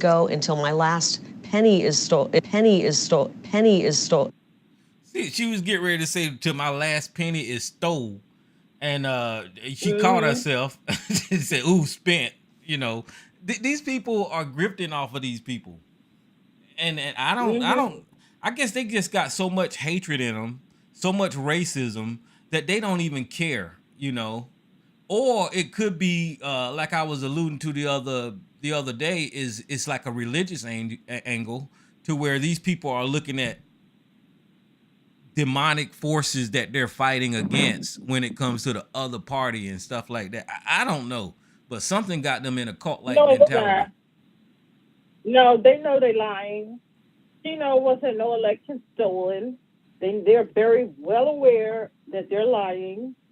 I work with these people up front, up close and personal. They know when they're lying, but they do it anyway to get what they want. It's not no cult. That's just how they operate. She knows she's lying. She knows it's all a lie. Trump knows it's all a lie. You heard all of them in the background when they was pushing that stuff to the people. They texted one another saying how stupid it's a lie and how this is crazy. And Tucker Carlson, how he hates. They know it's lies. Trump know he lying. They don't care as long as they get what they want. Yep. But it's the people who allow themselves to be manipulated. They the stupid ones. These people are lying and they know they're lying. It's but crazy. It's crazy. We know some people who believe it. They believe it. They believe the lies and they want to believe the lies. But there's the stupid ones for believing in the lies. Some people know they lying. Well, yeah, because Tucker Carlson was Tucker Carlson was such a truth teller, he would still have his job. He got fired because he lies. But who's this unknown caller line I just opened? This is Miss Lady. Hi, Tyrone. What's up, Miss Lady? How you doing? Hi, Miss Lady. It sounds like this is the era of the grit. The real era of the grit. And like you're saying, they don't care what they're saying. They don't care who it harms, if it tears down the country, if it causes family division, if it causes people to go off and start shooting up folks and storm the Capitol. And they don't. It's the year of the era of the grit. Just like they're grifting on YouTube with all these channels, and they're just espousing all of this hatred and anger and ugliness. They don't care either. It's just the era of the grit. And, if they want money, if they want to have some influence, if they want to feel powerful, if they want to be brought into the club, even though it's going to be at the low level of the club, if they want to, that's what it's all about. And everybody else be damned. Oh yeah, I agree. These MAGA people are in a cult. They have been brainwashed. It reminds me, remember some years ago where those people killed themselves? They were going to be taken up in the spaceship, Yeah. And they were under. You remember? I forget the name, but the name of that group, Angel's Gate or something. Heaven's Gate. Yeah, I think it's Angels. They're the Heaven's Gate. They're like the Heaven's Gate people. They're just completely brainwashed.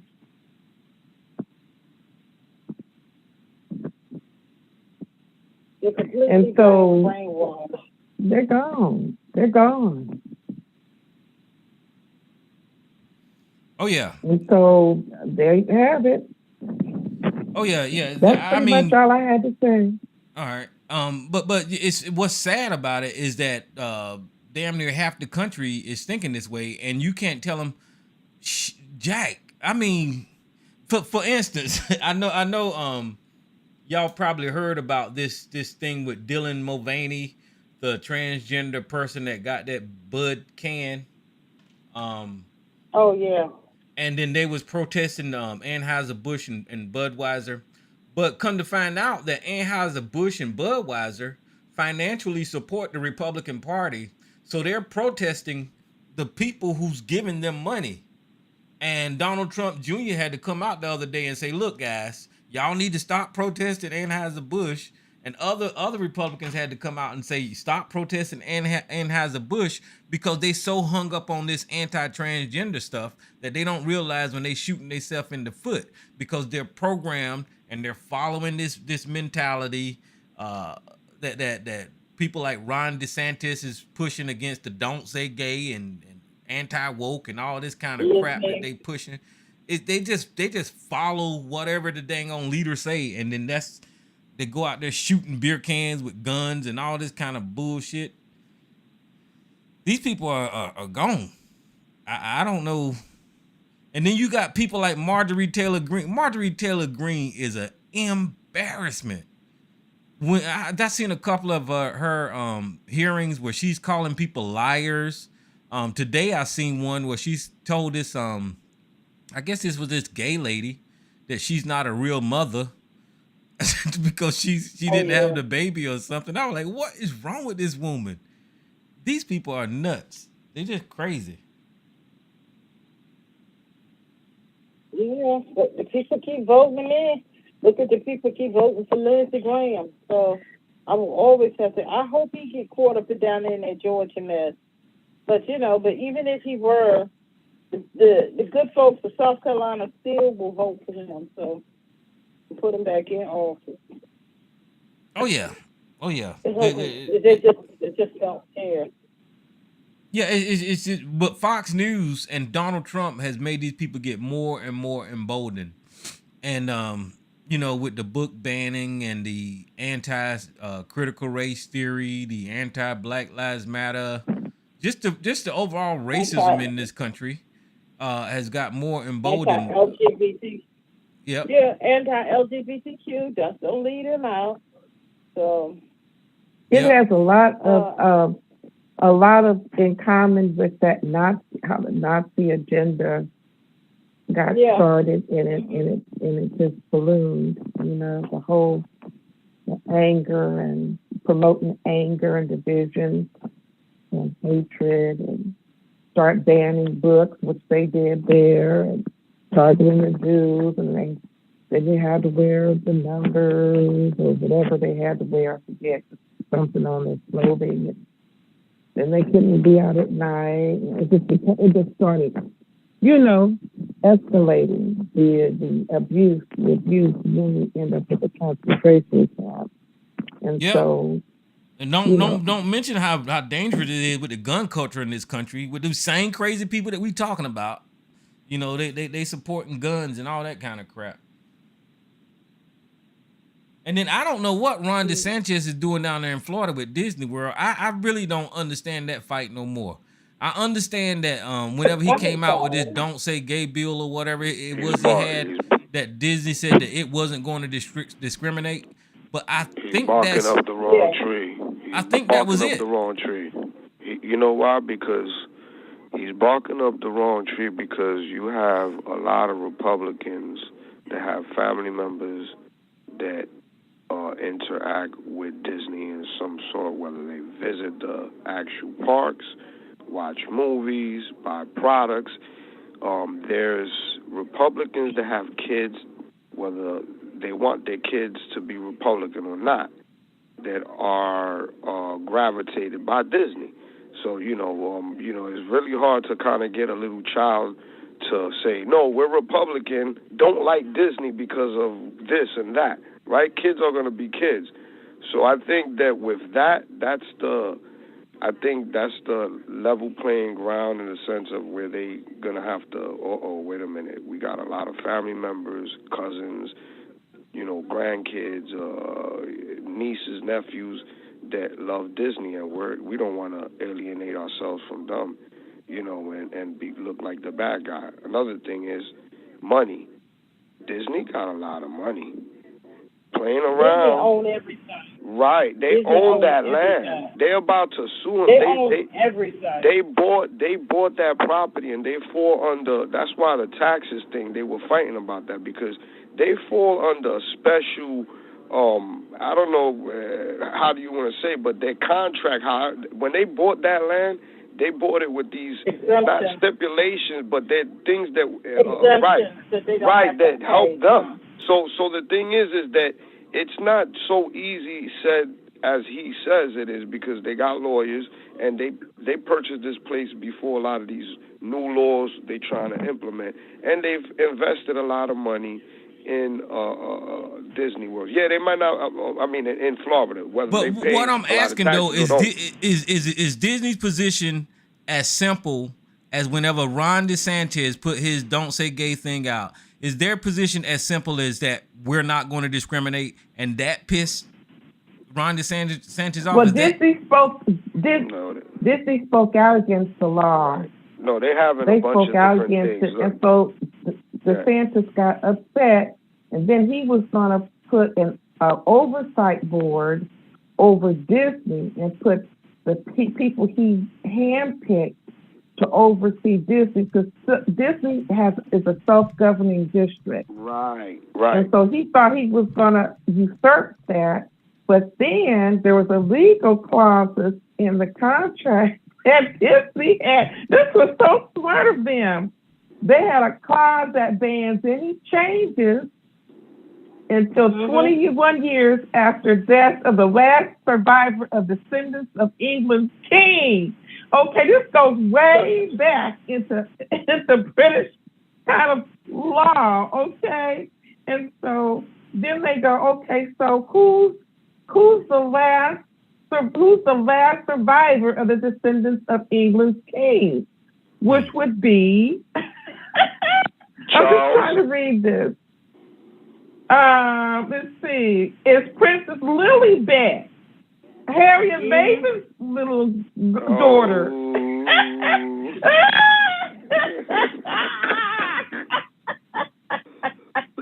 So you can't make any change until Lilibet dies 21 years after she dies. Okay. 21 years after Lilibet died. So there you go. They had that thing sewn up, and the state of Florida didn't mind allowing that because they're their own entity in the state of Florida, because they are the largest employer in the state of Florida.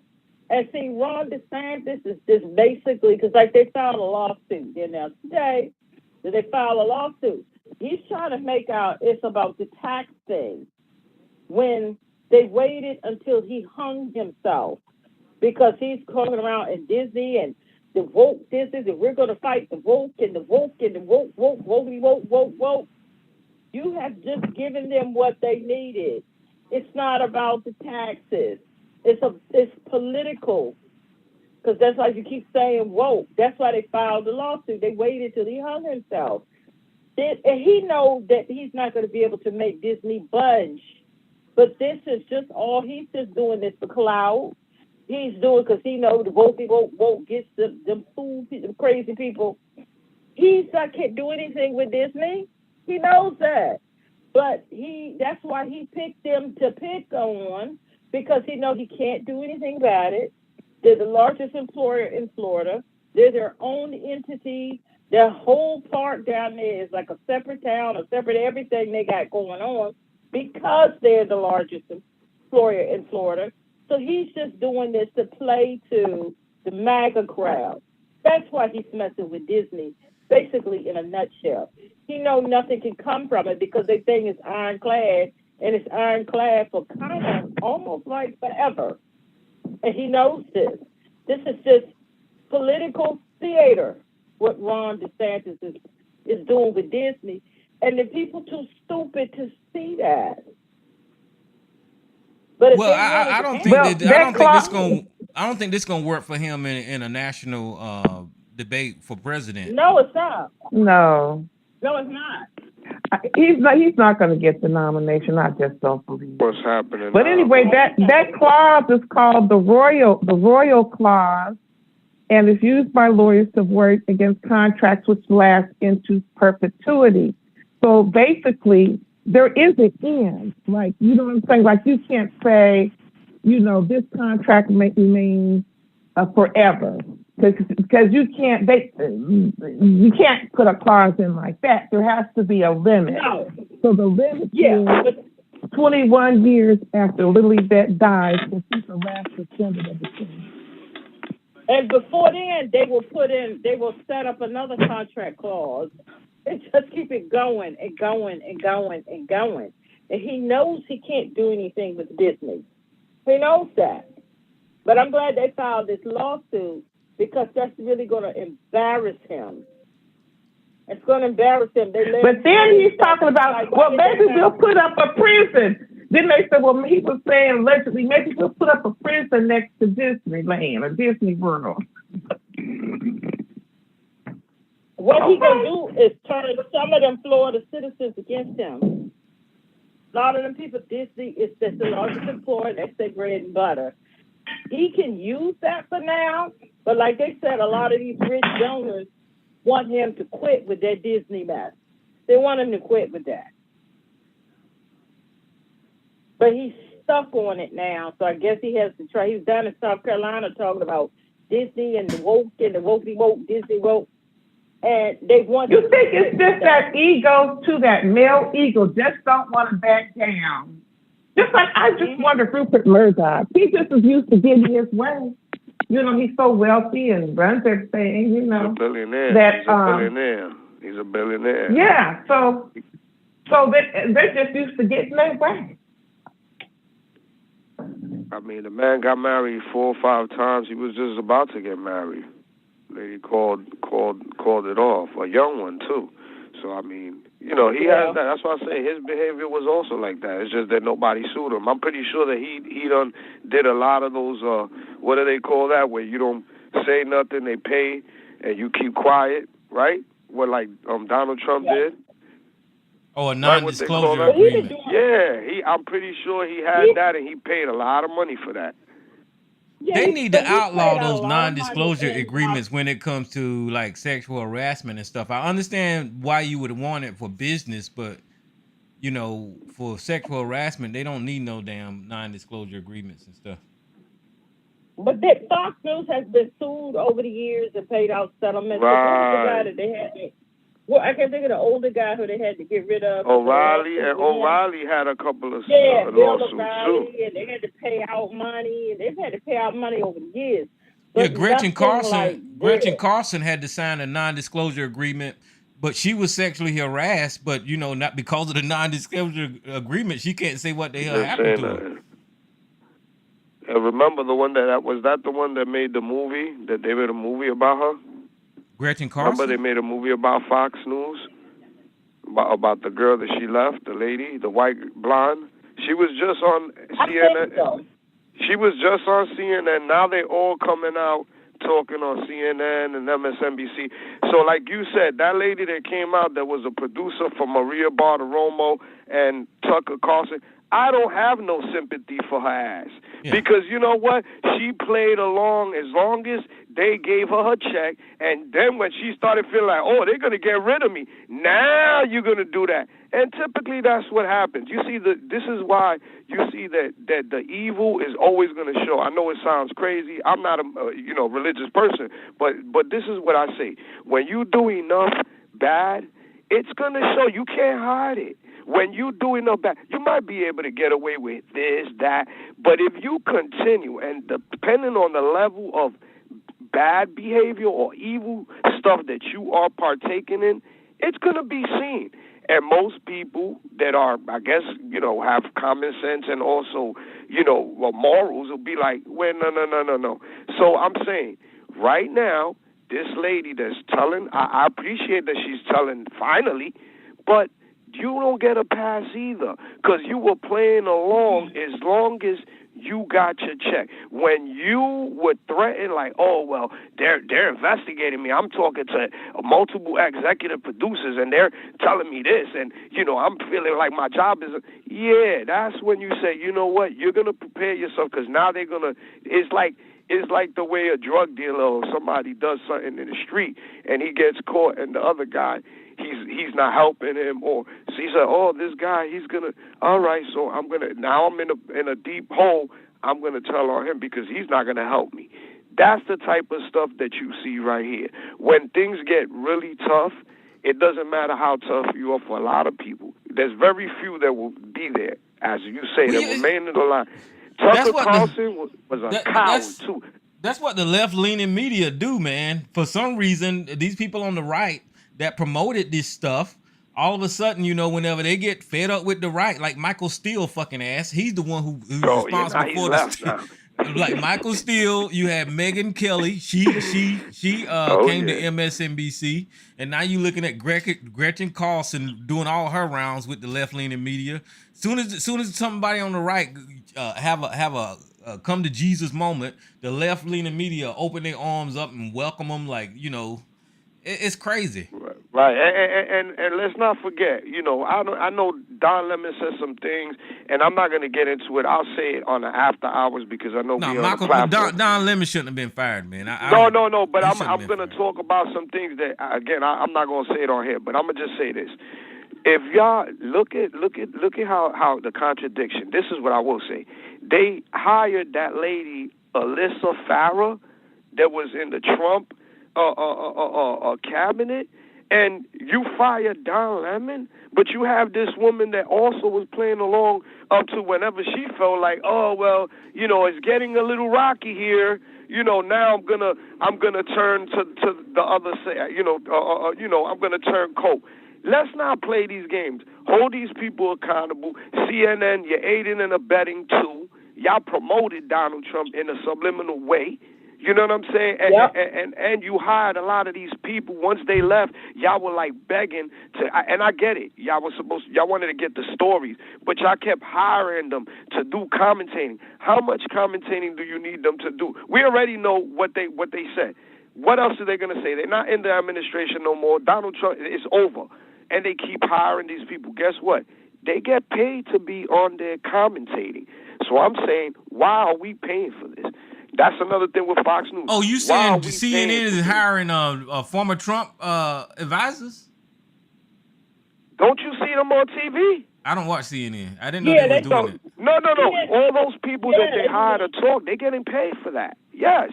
And they got Alyssa Farah, and I'm gonna call out The View. I know The View always want to have a Republican in there because they got to mix it up. I know the ladies, they got to have that. But why do you get her? Why? Look at the resume. CNN is trying to go not right wing, far right, middle, right, move a little more right because they're thinking that will help their ratings. Hence the reason they got rid of Don. Hence the reason they got rid of Don Lemon. Yeah, I agree with that. And they used him as the scapegoat. Because he was calling them out. Yeah, Don Lemon, listen. There's a lot of things I don't like about Don Lemon, but he was not afraid of expressing a black struggle and what black people go through in this country. Sometimes he was a little off base, and I'm gonna tell you, him and what's the black lady on MSNBC? Joy Reid. Before a certain time, and I'm going to say before the Black Lives Matter movement, before George Floyd, Don Lemon and Joy Reid were full of shit. I'm telling you, they would get on that TV and they would be embarrassing. But after those movements, there, you know, they kind of changed the way that they speak, and I like the way the direction that they went in. Yeah. But see, they can only get Don to go but so far right, and he'll call out some stuff that they don't want him doing. CNN is trying to get ratings and move a little more to the right. That's why they got rid of Don Lemon. And the person who's running CNN, from what the things I've been reading, he's not doing the best job. So they scapegoat Don. But Don will be fine. They're going to pay him his $20 million on the rest of his contract, and he will land somewhere else. Yeah, he'll be all right. But that's all this is. That's all this is. He's rich. That's all this is, a scapegoat Don. Don, and they were talking about the things that they were trying, they were leaking stuff, and that whole thing about he was being, what's the word, misogynistic, and that whole thing that went on when he was talking about whatever governor that was. It was Nikki Haley saying that she's past her prime. Yeah. And when he said that, he said some people will say that she's over her prime, so she needs to watch. He didn't say those were his words. He's saying that's how people are, and that's what they would say.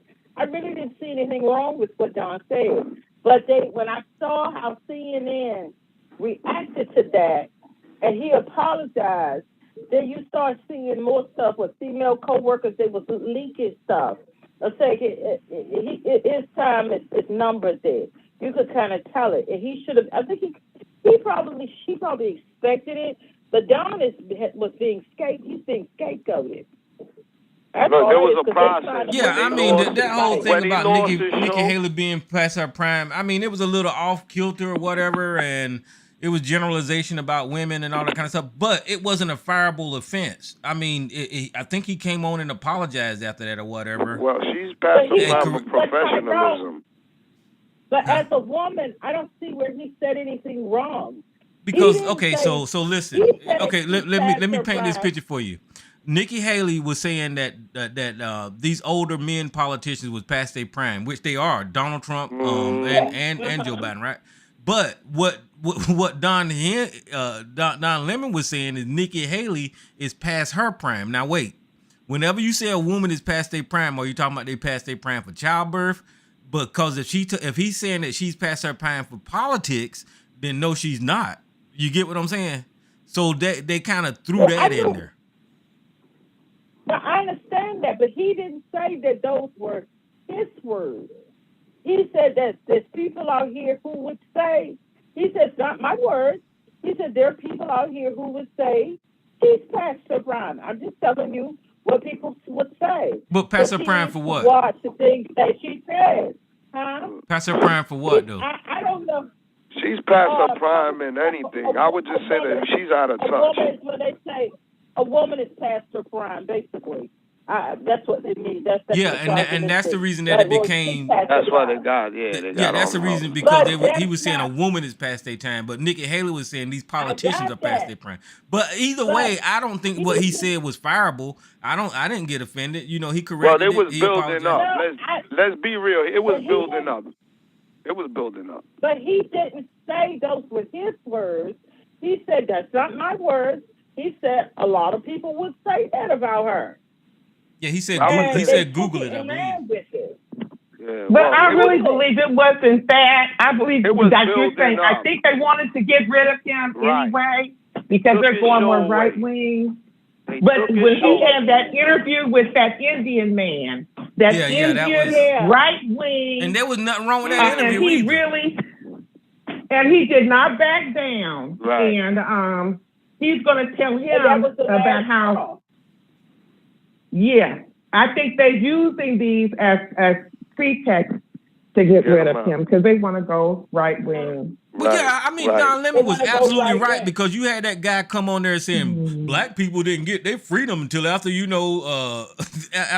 gave us gun rights. That's some bullshit. You know, in certain circumstances, black people still ain't free because look at the prison industrial complex. So Don Lemon was 100% correct in correcting that man, and it got a little heated because that Indian guy was somehow or another he wanted to tell the black story, and he didn't know what the hell he was talking about. But see, they don't want that. They're trying to move a little to the right. They're not trying to be completely right wing. They're under new management too. Yeah, they're under new management, and from what I've been reading, it might be right wingers. He's not doing. Yes, that Ramaswamy argued that Black Americans have received equal rights after the Civil War with the help of the NRA. I hope that wasn't that guy from crazy, Tennessee, right? It wasn't that. Let me see who this Indian unknown caller is. Tennessee. Can you hear me? Yeah, who is this, Gigi? I fell off. Yeah, my problem is I disagree. I think that Don Lemon meant what he said as a gay man that crime at 40. So. And I think that that's as far as what he considers attractiveness. And most men feel that way too. But who asks a gay man what he thinks is attractive to begin with? Also, my second point is that they're going to put. Salud. Thank you. Olay. They're going to put another white woman in his place.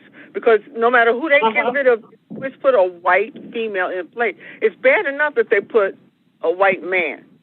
But they're going to put a white woman. I don't think they can find a black man that'll put up with most of that stuff. But well, see, and that's my whole thing. Will they find it? Will they find an Indian woman that's like this Ramaswamy, so they can say, "Look, we're diverse. We're not racist." Well, that's my thing is that Don Lemon had a voice in the black community, whether you agree with him or not, and he had a black perspective. CNN is not going to backfill that with it, just like they got rid of Tiffany Cross for some damn reason. It's one of these things to where these cable news, they don't want you to hear the black perspective from a person that lived this life. Right. Exactly. They just want you to read. And I understand Laura Coates is not being renewed either, her contract. The black attorney that's on there a lot. Oh, wow. Laura. Oh, hi, Miss Lady. I didn't get a chance.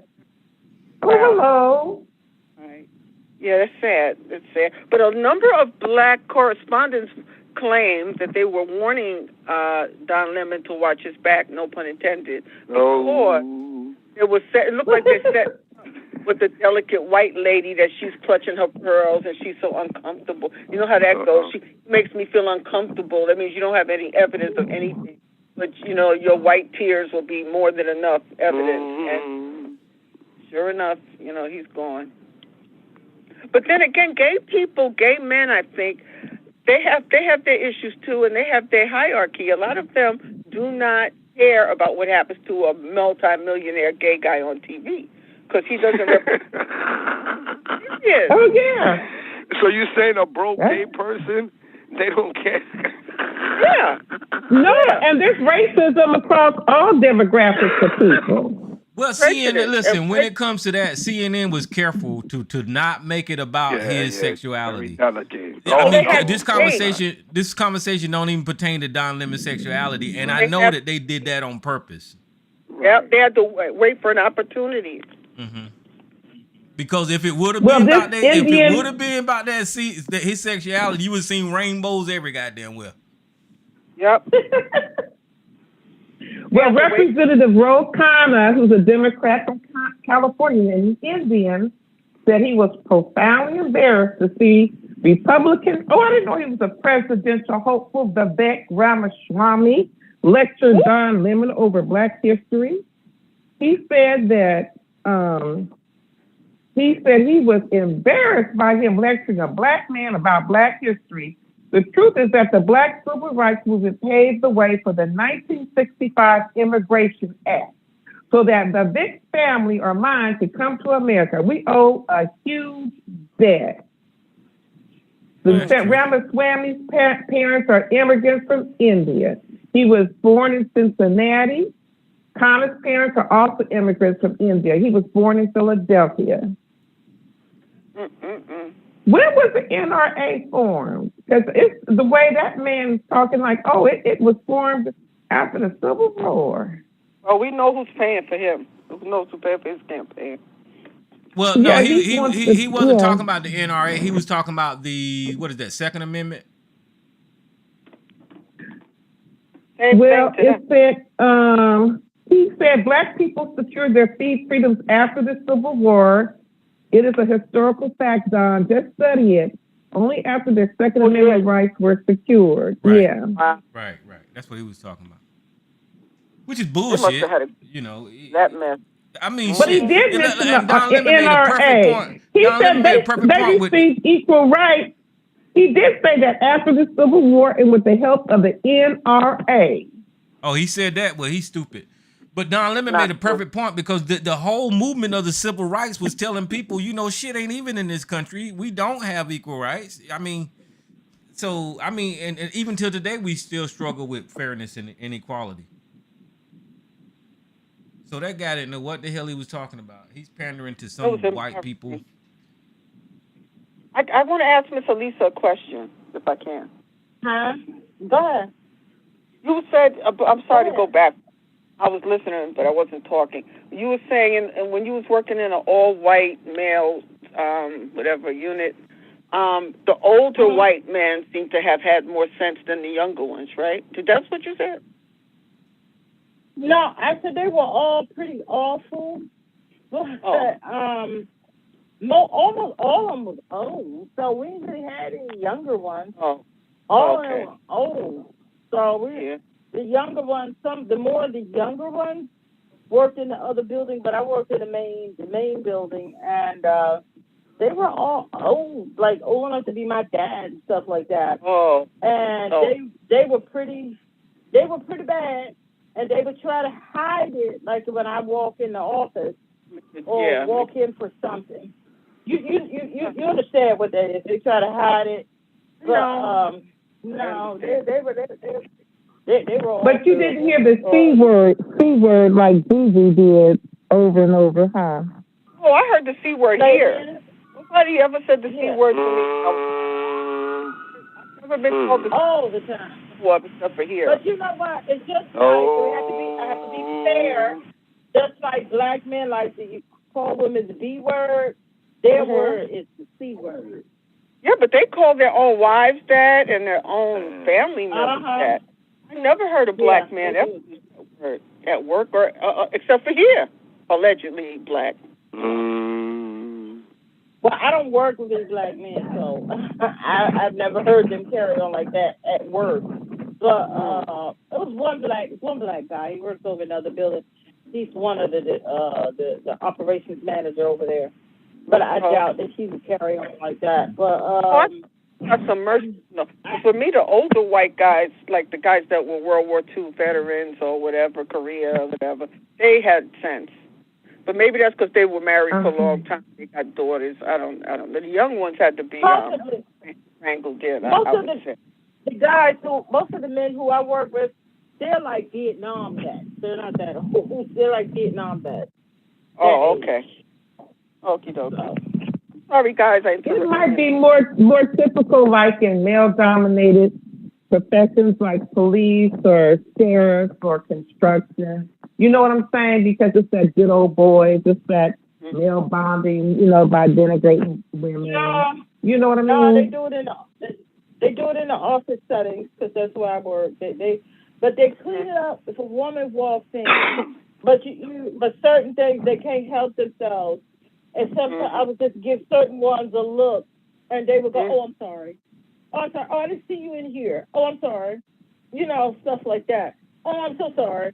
And maybe one of them would be like, "You didn't see her walk into the office? I'm in their office or whatever." "Oh, I didn't know. I didn't see her walk in here." The ones who couldn't help themselves, and then the other ones would get on them, Cause see, I'll sue in a minute, But where there's men in groups and they have some powers, like Fox News. All this has been going on for years, right? In Fox News with these men. And they've always done that. They always act like yeah, that. And remember Matt Lauer and what's the other one's name? Yeah, he was a and I just think that there's a real problem with a lot of men. They just, they have a bit of power, and especially if they have their, their co-workers or underlings who co-sign into that abusive kind of nature and behavior. Yeah, they all think like ABC creepy ass. ABC is a creepy guy.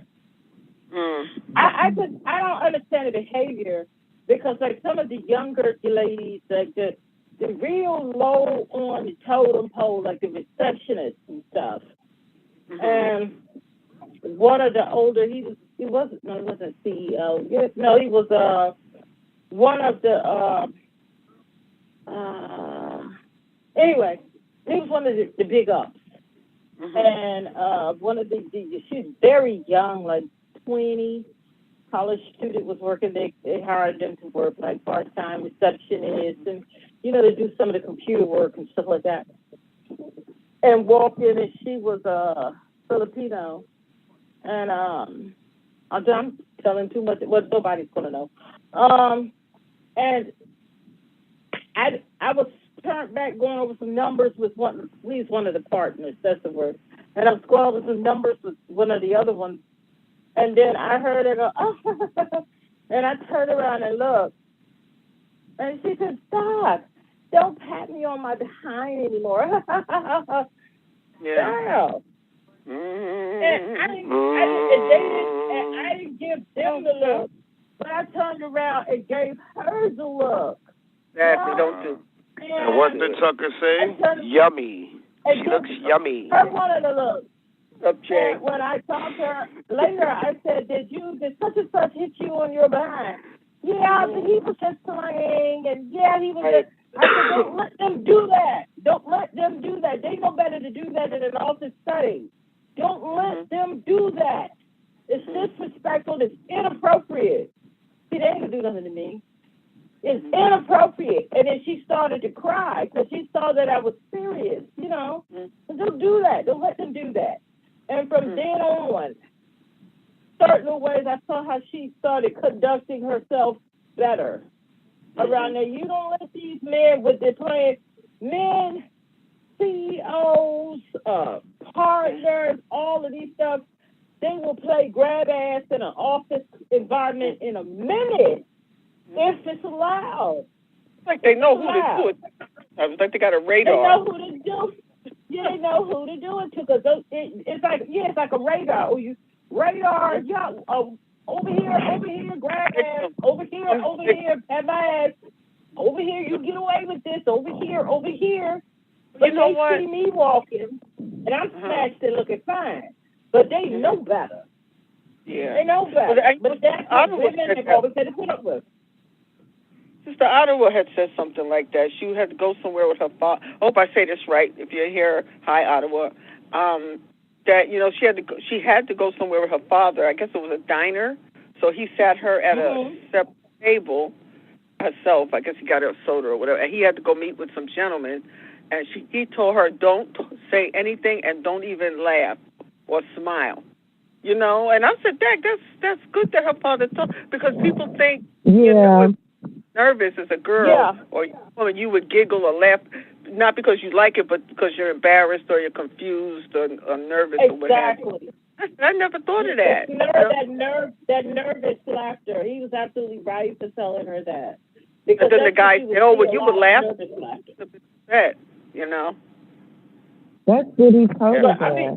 Because when women are young and they haven't been in the world like that, and they're feminine and soft, a lot of men they're predators. They come to take advantage of that, and so But I remember years ago there was a lesbian paralegal who worked for this law firm, and this crazy, I don't know if he was drinking, this partner, he was harassing them, and she was lesbian, and he knew it, and he was like She did too. He had her up against the wall or something. Had his hands all up under her clothes and all of this stuff.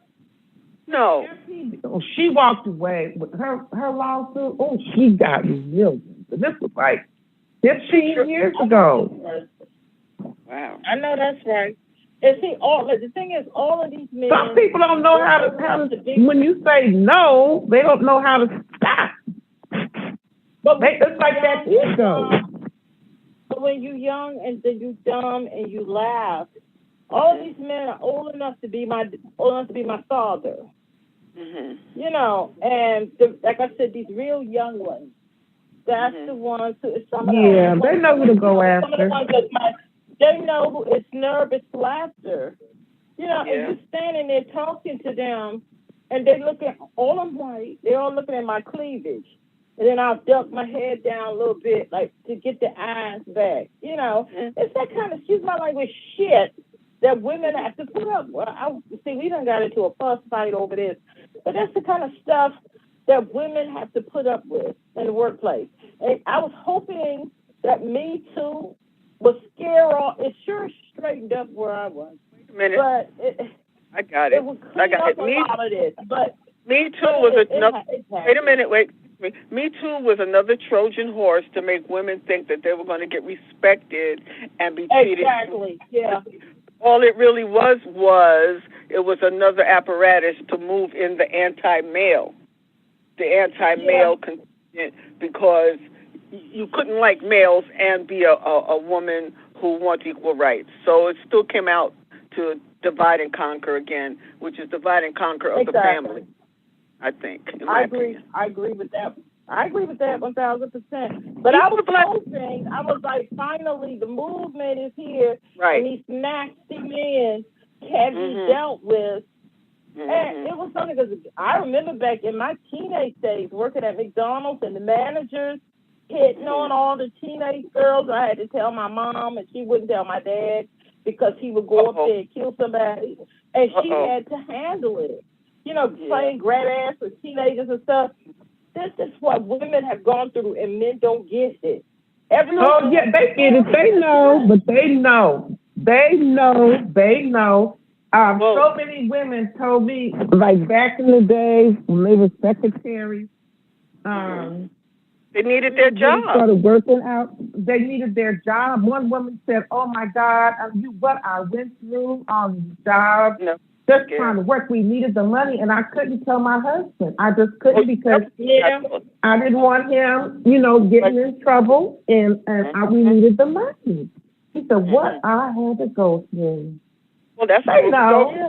Wait a minute, bringing it all back to Don Lemon. He was a black man in appearance anyway, despite his sexual preference. But they needed an excuse to get rid of him. And I just am wondering, are they going to put another white woman on there? Or they're going to put a white man on there, but I don't even think they want to put a male, because he's going to represent, even though he's gay, they're going to make him a toxic masculinity guy. It's going to be interesting. Yeah. Very interesting. Yeah, you're right. I wonder if they're going to put up, like a diverse person up there who's white. That's the flavor of the year, though. That's the flavor of the year, the mulatto in between light skin. I don't know what you are exactly unless you tell me, person, because that's safe, I guess. Safe. That's the new world order. Yeah. Well, like I can, or like, it'll be interesting to see, but it's going right wing. It's going right wing. They just use these as an excuse, and he's gonna get paid off a lot of money. Yeah. He's gonna get paid. He's gonna get his money. They're gonna give it to him. Get his money. It would be nice if he got together. When they moved him to the morning, that was like the red flag. I was like, okay, but I can't feel they're making their move. It's hard for me to really have any compassion for people in television. Maybe I should, but you're making millions upon millions upon millions of dollars, and I'm just like, I don't know. I don't know. Maybe it's me. But him and Tamron Hall are both good friends, and that would be a cute show. Maybe a little too female. I wouldn't let him on my show. Cameron, do her thing. Let Don get his own thing. Maybe I love Cameron Hall. Yeah, she need to do her own thing. Cameron is not gonna make room for him or not slide. I guarantee you that. It ain't gonna be the Taryn. It ain't gonna be the Cameron and Don show. I guarantee you that. That ain't happening. Maybe they could get a show together that's something separate from what she's doing, but nah. Isn't a tamarind like a tangerine? It'd be like a lemon tangerine. Never mind. You know what? Maybe like if she's sick or something. You know how they have a fill-in, need a fill-in or something. Like they was doing for the Wendy show. Yeah, but what happened to Wendy? He would do good at his talk show. I think Don Lemon would do good. Don is going, he's probably going to News Nation, the same one that Chris Cuomo's at. News Nation. They're like a Newsmax rival. Yeah, no, I haven't seen it, but I know it's the rival of Newsmax. I've seen it, News Nation. He's good over there, Chris Cuomo. Oh, I have to start watching it. I always like Chris. He got a big, I always like Chris too, and they gave him a big pile of money when he left out from over, and they got rid of him from over there. I thought that was wrong. How they did him. What did you say, Lisa? I think they were right. He got a big pile of money. I don't think they were right how they did Chris Cuomo. That was his brother. What did he do? I say that's why I like him, because he stood his ground, standing up for his brother. What else did you expect? I do too. I love him for that. Why they did it, though. I see why they did. That was their loss, though. That's what's funny. It was their loss. Unlike William throwing his brother under the bus. Okay. William. I'm sorry. I had to say that. Prince William throwing Harry up under the bus. Okay.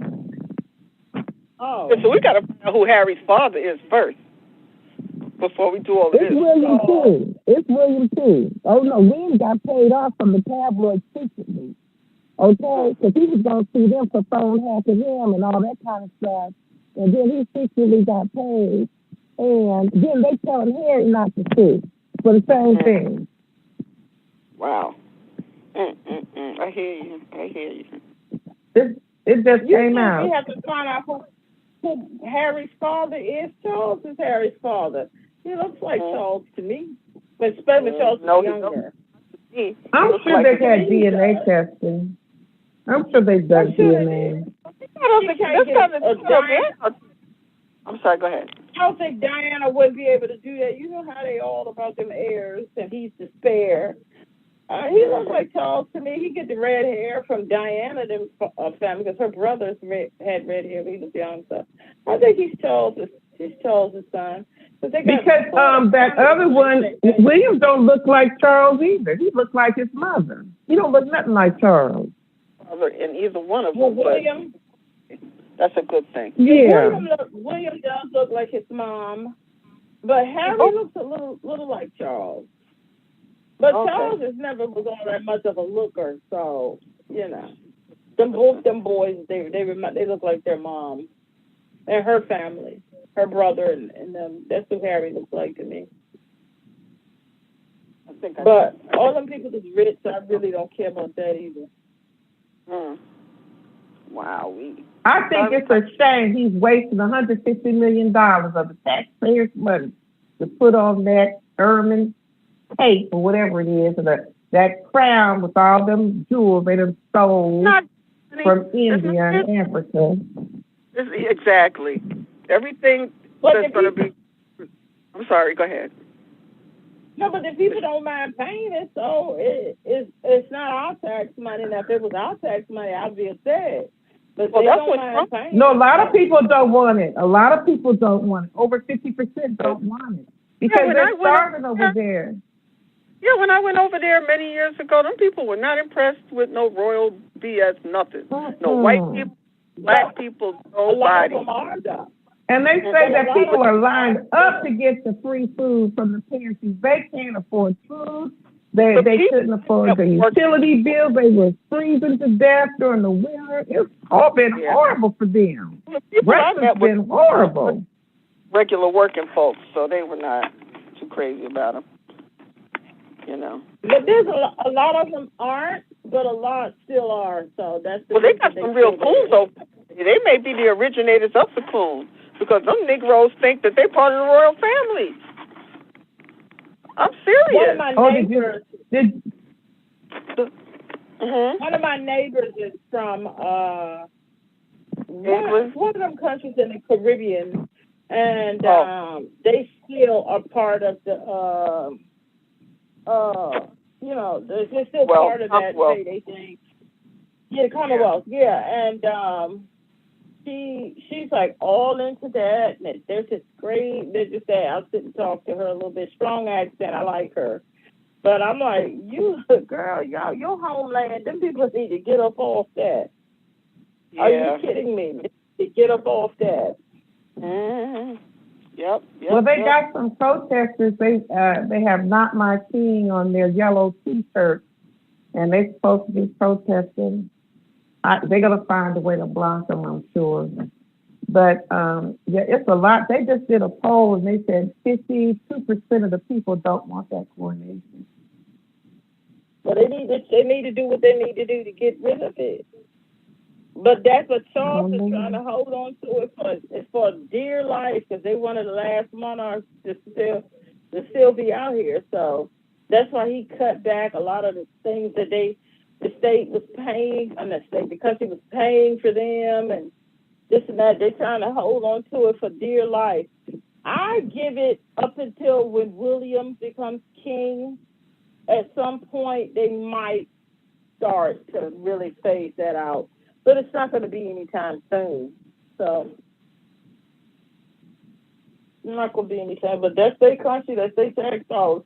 Donald Trump trying his best to be our king or emperor. And these men are fewer. The fewer.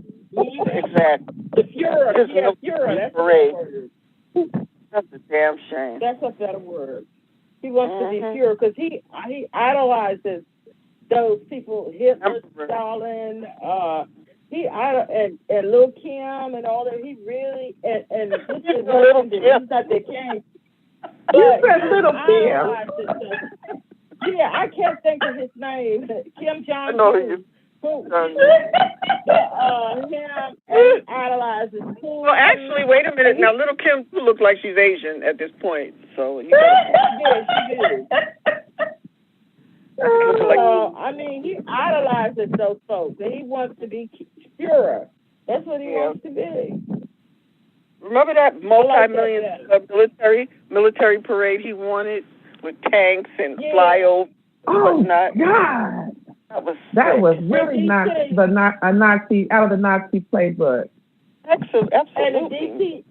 And the DC government had to tell him that the city isn't set up to have all that heavy equipment rolling around the streets because there's a subway underneath. You got a subway underneath, and the city is not set up for that. Oh, he was mad when But they did a little parade. They gave him a little something. But all that he wanted, with all that heavy equipment rolling up the DC streets, they was like, no, we got a subway underneath. We can't do that. The city is not set up to do that. Thank God for that. Thank God. But just think, if he could have done that, what these crazy right-wing nuts, they would have really taken it to heart and really felt empowered. Okay. And then remember when he said that he wanted his image up on Mount Rushmore. Remember that?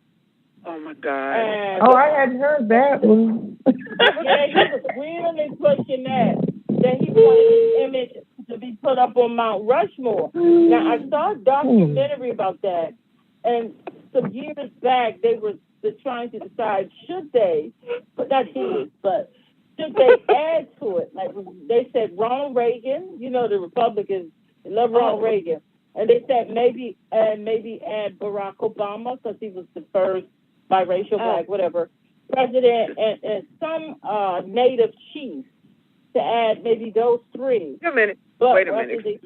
After they checked it, they said they wouldn't be able to do that because it would destroy the mountains, so they're just going to leave that alone. But there was talk about. Wait a minute. At first I thought that was a joke, but more importantly, there were 3 chiefs faces on there. At least the Native Americans, indigenous believe that. And they took their people down off of that mountain and then put the white people up there. So enough is enough. Just knock the whole damn thing down. At this. Ridiculous. Because the man who it was his idea to do that, that's what he wanted. Was Native Chief. Was he from Belgium? And then it ended up being what it was. But some years ago, there was some talk, should we add to it? And Barack Obama, Ronald Reagan, and some Native Chief was thrown out there. They said no, because it would damage this. So I think they're just going to leave it alone. But Trump was really politicking. They say that he y'all talking about Mount Rushmore? Yes. But his image is on the natives don't want it there because it's on holy, like sacred land. So the natives want it. They want it gone. Gone back, back to where it was supposed to be. Just like the space. Because they own the land, but the feds have offered them the last offer they put out there to be able to buy the land from them, because it was, was deeded to them way back then. And then the last offer on the table was $100 million, and they said they don't want it. They don't want the money. They don't get it. They think everybody can be bought, and it's no. They actually have a system and want to keep it.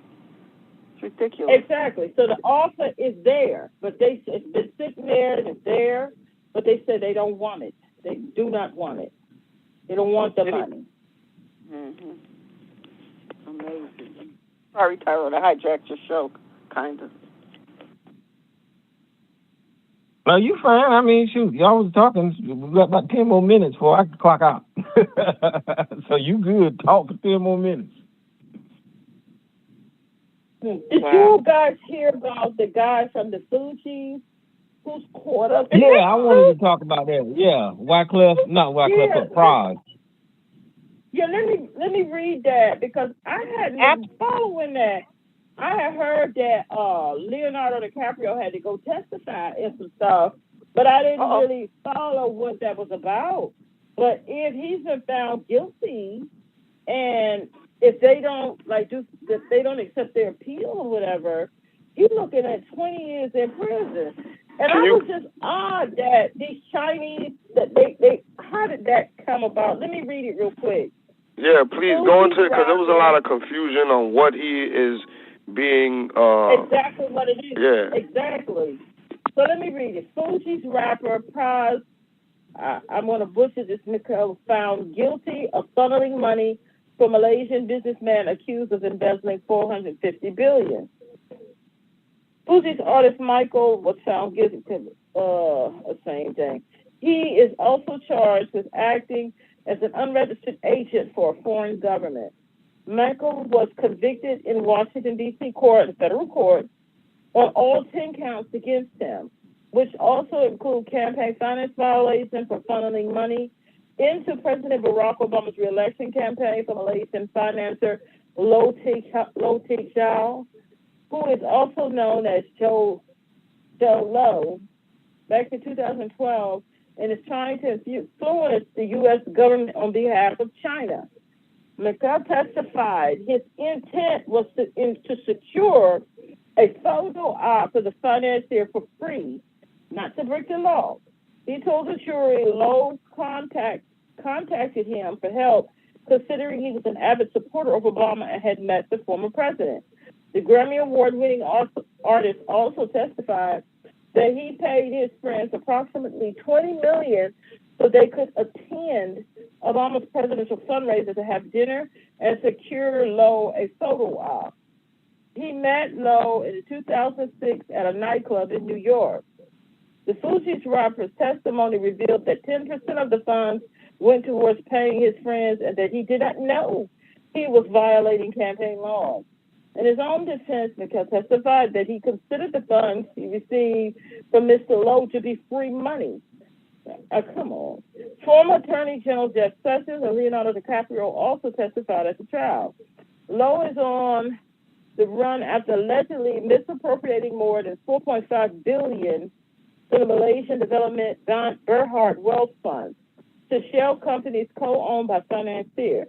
McHale said the funds he paid his friends with were 100% his, not Lowe's. Lowe reportedly used misappropriated funds to purchase real estate in Los Angeles and New York. Some of the 1MDB funds were also spent in Hollywood to projects like the 2013 DiCaprio-led movie, The Wolf of Wall Street. McHale's attorney, David Kenner, said in his closing argument that Fuji's artist was earning money with his celebrity status, that he is being accused of doing anything illegal is absurd. This is all about highly valuable photo, said Kenner. He was trying to make money. It's not illegal. Prowse was also found guilty trying to influence the Trump administration to extradite a national from China. According to Mother Jones, McHale wrote to them back in 2017 and pitched an article about the government denying requests to extradite Chinese billionaire accused of sexual assault and living in New York City. The question is why the FBI protecting Gao Huang, he allegedly wrote, a Chinese illegal immigrant who lied on his U.S. visa application for entry into the U.S. is wanted for rape, kidnapping, and a number of civil lawsuits in the millions of dollars, and has an Interpol red notice warrant out for his arrest. Also, part of the investigation, McHale filed a claim to retrieve $37.5 million he allegedly was wrongfully taken by the U.S. government back in 2019. Prosecutors claim that McHale received more than $100 million from Lowe to advocate for Gu Huang's extradition. Michael claimed that the latter told the authorities about Lowe because he thought he may be a criminal. He also said $100 million was for the new media business startup and that he didn't receive the money from Lowe. He denied that he acted as an agent for China during his testimony and stated that he was an unofficial informant for the FBI, whom he met with on multiple occasions to discuss the interaction with Gao and 3 alleged Americans being held hostage in China. I took it upon myself to report because I thought the FBI would show Michael said in the court. Interestingly, Will Gao was never extradited, and he is indicted by the Department of Justice last month on federal charges of participating in a billion-dollar fraud conspiracy. The other Celeste has also been held accountable for his involvement in the case. In 2018, Kamora Lee's ex-husband, Tim Leiser, pled guilty to money laundering and violating a Foreign Corrupt Practices Act. He agreed to pay back $47 million after he and other men were accused of stealing money from the Malaysian Sovereign Wealth Fund. McHale did not comment after the verdict, but his attorney gave a statement noting the disappointment, but emphasizing his intent to appeal based on the recording artist's sentencing hearing. We're extremely disappointed in this result, but are very, very confident in the ultimate outcome of this case, said Kenner. If we do move to sentencing hearing, I remain very confident we will certainly appeal this case. It's not over. McHale is now facing 20 years in prison. A day for sentencing has yet to be set. Are you all still here? I'm not sure if I got disconnected.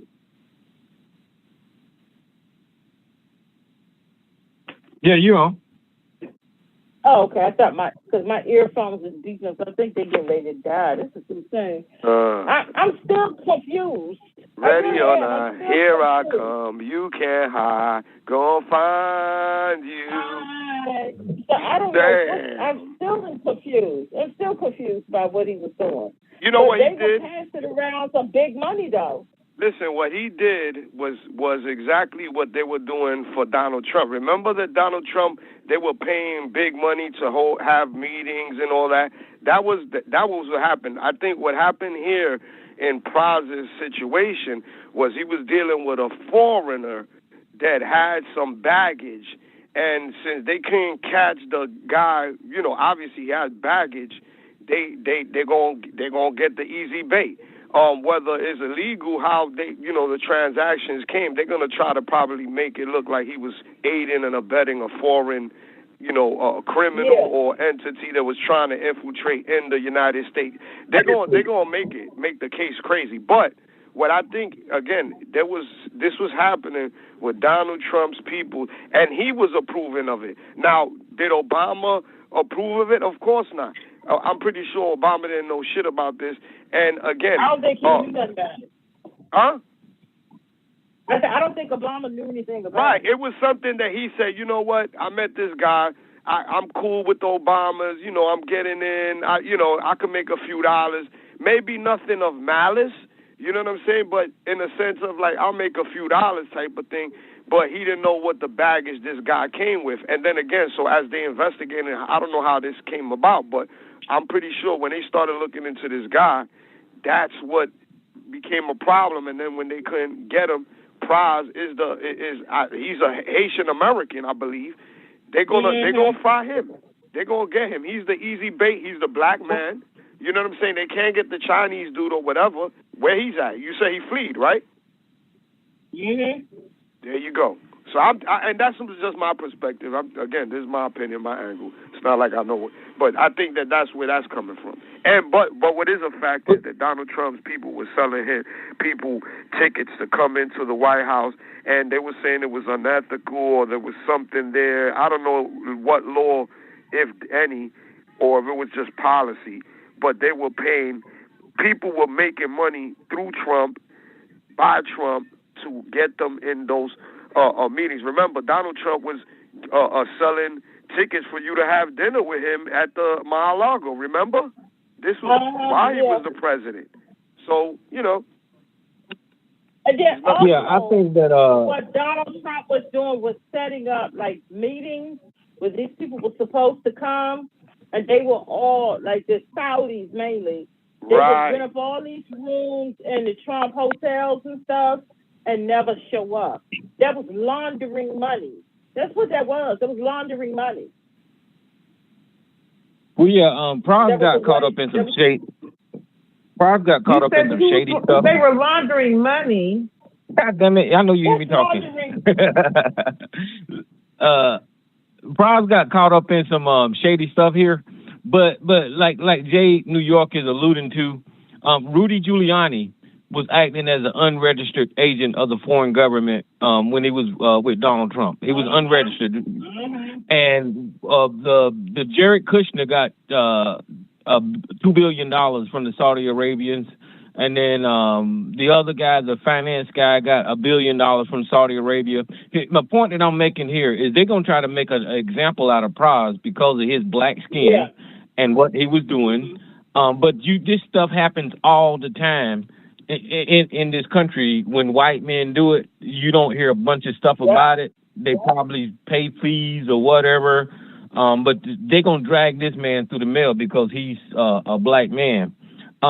Listen, he got caught up in some BS because that guy is obviously a criminal. He's on the run now, and they played him for whatever opportunities that they can get out of him, and he made a lot of money in the process. So maybe he knew it was dirty, maybe he didn't know it was dirty or whatever, but I mean, he shouldn't go to jail behind this stuff. He should pay fines and he should be penalized. But as much as white men do the same thing this guy's doing, I don't see why they would lock him up because that's just bullshit there. I would agree with that. I would agree with that. No, but what I mean by laundering money, Trump and them setting up things for these dignitaries to come, especially from Saudi, to come over here for meetings and things like that, and they pay double or triple the price for rooms in the Trump hotels, like the one in D.C. and New York, stuff like that, but then they would never show up. You understand what I'm saying? So if they rent out 2-3 floors, they're coming for a meeting. There's one meeting, and all of this money is paid to the hotels. That's laundering. That's what they were doing, laundering money. You see what I'm saying? A lot of that went on millions and millions of dollars. They were doing that. Yep. Wow. And because Obama name is wrapped up in here, and then you got Praz. These are 2 black men that's supposed to be doing some corrupt stuff, and they're just going to spread this all over like it's the worst thing that this country ever experienced, when it's not. Donald Trump still do business with fucking China. I mean, there are so many ties with Donald Trump in these foreign countries, it's ridiculous. And, Praz, I don't. What kind of deals were they making? What information was being exchanged? With Praz? With these foreign countries. Okay, so Praz was doing, what Prod was doing was like he was acting like he was an American ambassador, for instance, right? And he said, okay, well, if you give me $20 million, I can get you a picture with Donald Trump. Access. Yeah. Yeah, he said, you give me $20 million, I'll get you a picture with Obama. I'll get you to the meeting. I'll get you to the White House to come to one of the parties. I'll get you a ticket to the dinner. You know, you could take a picture, you know, shake hands with him. You know, there's nothing guaranteed now. He didn't make no deals and say, oh, well, look, Obama's going to do this for you or none of that. No, you're going to pay me and I'm going to give you access. So that's exactly what the transaction. I never heard of this man. What's this man's name? What's this man's The Fuji. The Asian guy? You mean Lauryn Hill's group? No, not Wycliffe. Wait a minute, hold on. One of the members, you had Wycliffe John, you have Lauryn Hill, and then you had the other guy. That's the guy that we're talking about, Prod. He came out in a couple of movies and stuff like that. And Prod actually ran for the president of No. Wycliffe did. Oh, that was Wycliffe. He ran for Haiti, and they tried to jam him in something and said that he stole money. That he wrote himself. Well, they don't know what happened to all that money because I sent them $5. Okay. No, but you know what? The corruption in general that over there is a problem. But what he was doing was trying to. I don't think he's going to try to, squeeze them out of pennies that they don't have. Like it don't even make no sense. Like it wasn't a country that has a lot of resources. Money is stashed in a bank or something like that. So for him to do that, I think it was something genuine. Excuse me, they have to do one. Nah, Jay, I got to stop you because Malaysia ain't one of these countries. I mean, Malaysia is one of these countries to where there's probably a lot of corruption, like the Ukraine was, and there was access to whatever coffers they had, and Prod probably put himself right in the middle of that. They give them countries a lot of money, so because we're talking about what? We're talking about $4.5 billion of embezzling.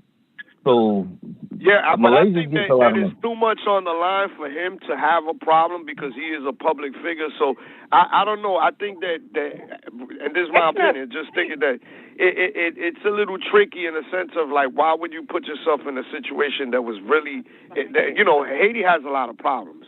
And so you coming in there, in the sense of trying to squeeze it out, whatever it got, you're going to be on the spotlight and you're going to build enemies within that country that's probably going to want to kill you because, you got them fractions over there that they don't care. So you got the opposition, you got the government watching you of this country, and then you got the loners. I don't know. I think. Okay, so who are you talking about, Prod or Wycliffe? Wycliffe. Okay. Yeah. Okay, go ahead. Well, wasn't that guy's name Apple? His nickname was Apple. Oh, no.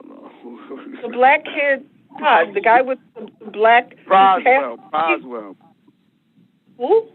Praz who? The guy, the Asian guy? Or Praz? Yeah. What's that Spanish-looking, Native American-looking guy's name? Who? Are you talking about John Forte? The three guys. It's Wycliffe, this guy Praz. John Forte. That's the. He went to prison. Are you saying the one that went to prison and came out? We're talking about the Fujis. Right. There's Carly Simon. Carly Simon helped him get out of prison. Why was he in prison? I think that he got set up with kilos of cocaine. Well, anyway, back to this guy Prod. This doesn't sound like spying. It sounds like influence, peddling. Trying to a lot of maybe even lobbying. Well, yeah, like Jay said, they do it all the time. That's what Michael Flynn do. That's what all of these. Think about it. Listen. They making money on the side, and Donald Trump was in on it too. He wanted that money. He said, "All right, give me a piece. If you could get them to pay to come in here, get some money, and make sure I get a cut out of it." Because obviously he's getting that's it. A cut from it. It's just that I'll get you access, but the rest of it's all up to you what you do with the access. Carlson got no secrets about them. And he got no secrets to pass to nobody. It was about him trying to get them access. And it's but they're gonna make Prod the face of this. and I hate it for him. You know, I'm glad he's making his money, making moves, but I mean, they're gonna make him the face of whatever it is. They're trying to do something. He should have made sure he crossed what they say, cross all the T's and the I's, man. Make sure he can't get jammed up. Nowhere. But then again, you don't know what the next man is doing. It was, I think, the Asian guy, him being a foreigner, and him having that baggage, whatever criminal shit he had. That's what got. And since they can't get him, they're gonna get prize. They're gonna get prize. They say, well, you're the American that connected the shit, so we can't get him, but we're gonna get your ass. That's what they doing. And the government just seized the money because I think they said they seized like $38 million from Prize. They see he was trying to get his money back. But I agree with you, Jay. I agree with you 100%. They cannot get that's who they want is the other guy. I don't think Carlson had no secrets or nothing like that. That's what I said. I was not understanding because it seems like what they're saying that he did. I mean, they making it out like some type of espionage, passive secrets, and this, that. Obama didn't know none of them people existed. He was the president. And whatever he was trying to do, Trump is a New Yorker, he was supposed to go up there, and he was trying to, get him access to Trump. But Trump will be down with whatever it is if he know about it. But I doubt Obama didn't know nothing about this. So, and Obama's not going to vouch for him either. No, he ain't going to vouch for him because he ain't know nothing about it. But it probably, just like Prize, there probably was other people doing the same thing. I could get you into a party at the White House. So he wasn't the only one doing this at the time. He wasn't the only one. There's always people doing that. So I hate this for him. But I hope they can get it worked out somehow. I do. I hope they can get this worked out somehow. My earphones, one of them has died. I'm going to throw these things away. One of them has died, so I can barely hear. So I know I'm about probably get ready to cut out at any minute because one of them has cut off. But Tyrone. We were talking about, real quick, Jonathan Mathis last week, and I read a little while ago, the lady who is the ex-girlfriend who's in with the mess that he got going on, that she was granted security. She requested the security going to court. So I wonder if she was granted that, the security going back and forth to court. What is that all about? It just seems like this thing keeps going from bad to worse. Well, maybe she's trying to make it look like she's scared of him. Or scared of the public or something. I do not know. I hope they wrap that up, whatever that is, get that over and done with, and he can try to salvage something, Yeah, he need to get his act together. I don't know what he's going through or what he did, but I mean, I like the guy. I mean, he's a pretty good actor, so I hope he don't go down that hole and get in trouble. He's a very good actor. I mean, I'm not no big fan of his anything, but he's a very good actor. Whatever it is, maybe he could salvage something out of it once it's all over with. Something just tells me when they go to court, I don't think he's going to get convicted of this. But he might. But his career has been severely wrecked. So. Well, that's what happens when you start messing with these white women. That's what happens. The white women start crying on tears, and I mean, shoot, that he might be in trouble after this. Well, if he's not the type, he wasn't beating up nobody, I don't want him to get in trouble for it. I want him to salvage something. But I already told you last week what I thought that was. But I don't know. He got a mess going. It seems like every few days they keep saying they got all this irrefutable proof, but they haven't shown any of it. So I don't know. It's gonna be what it's gonna be. How about we put it that way? Well, yeah. I mean, they should have showed the proof by now, but I guess they haven't came out with it yet, huh? Did they say when the court date was or anything like that? I think next month. The first court date, the initial hearing, I think it's next month. I think it is. And the other little dude that's in the county right now, he's still trying to plead his case, so they don't sock it to him when he goes for his sentencing. The one who shot Meg, you know. So we have to see what that is. He got his put off. And he sent. Did y'all see? He sent a letter to the district attorney, an open letter to the district attorney asking for an appeal or to another child, something he's doing. I don't know. I think his goose is cooked. So whatever he, you know. Who, you talking the guy that shot Megan Thee Stallion? Yeah, I keep thinking his Tory. Yeah.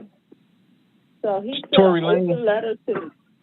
Yeah, he sent an open letter to the government, to the district attorney, and you know, I think Tory Lane's goose is cooked, and whatever happens to him, then he'll probably end up being however long they give him in prison.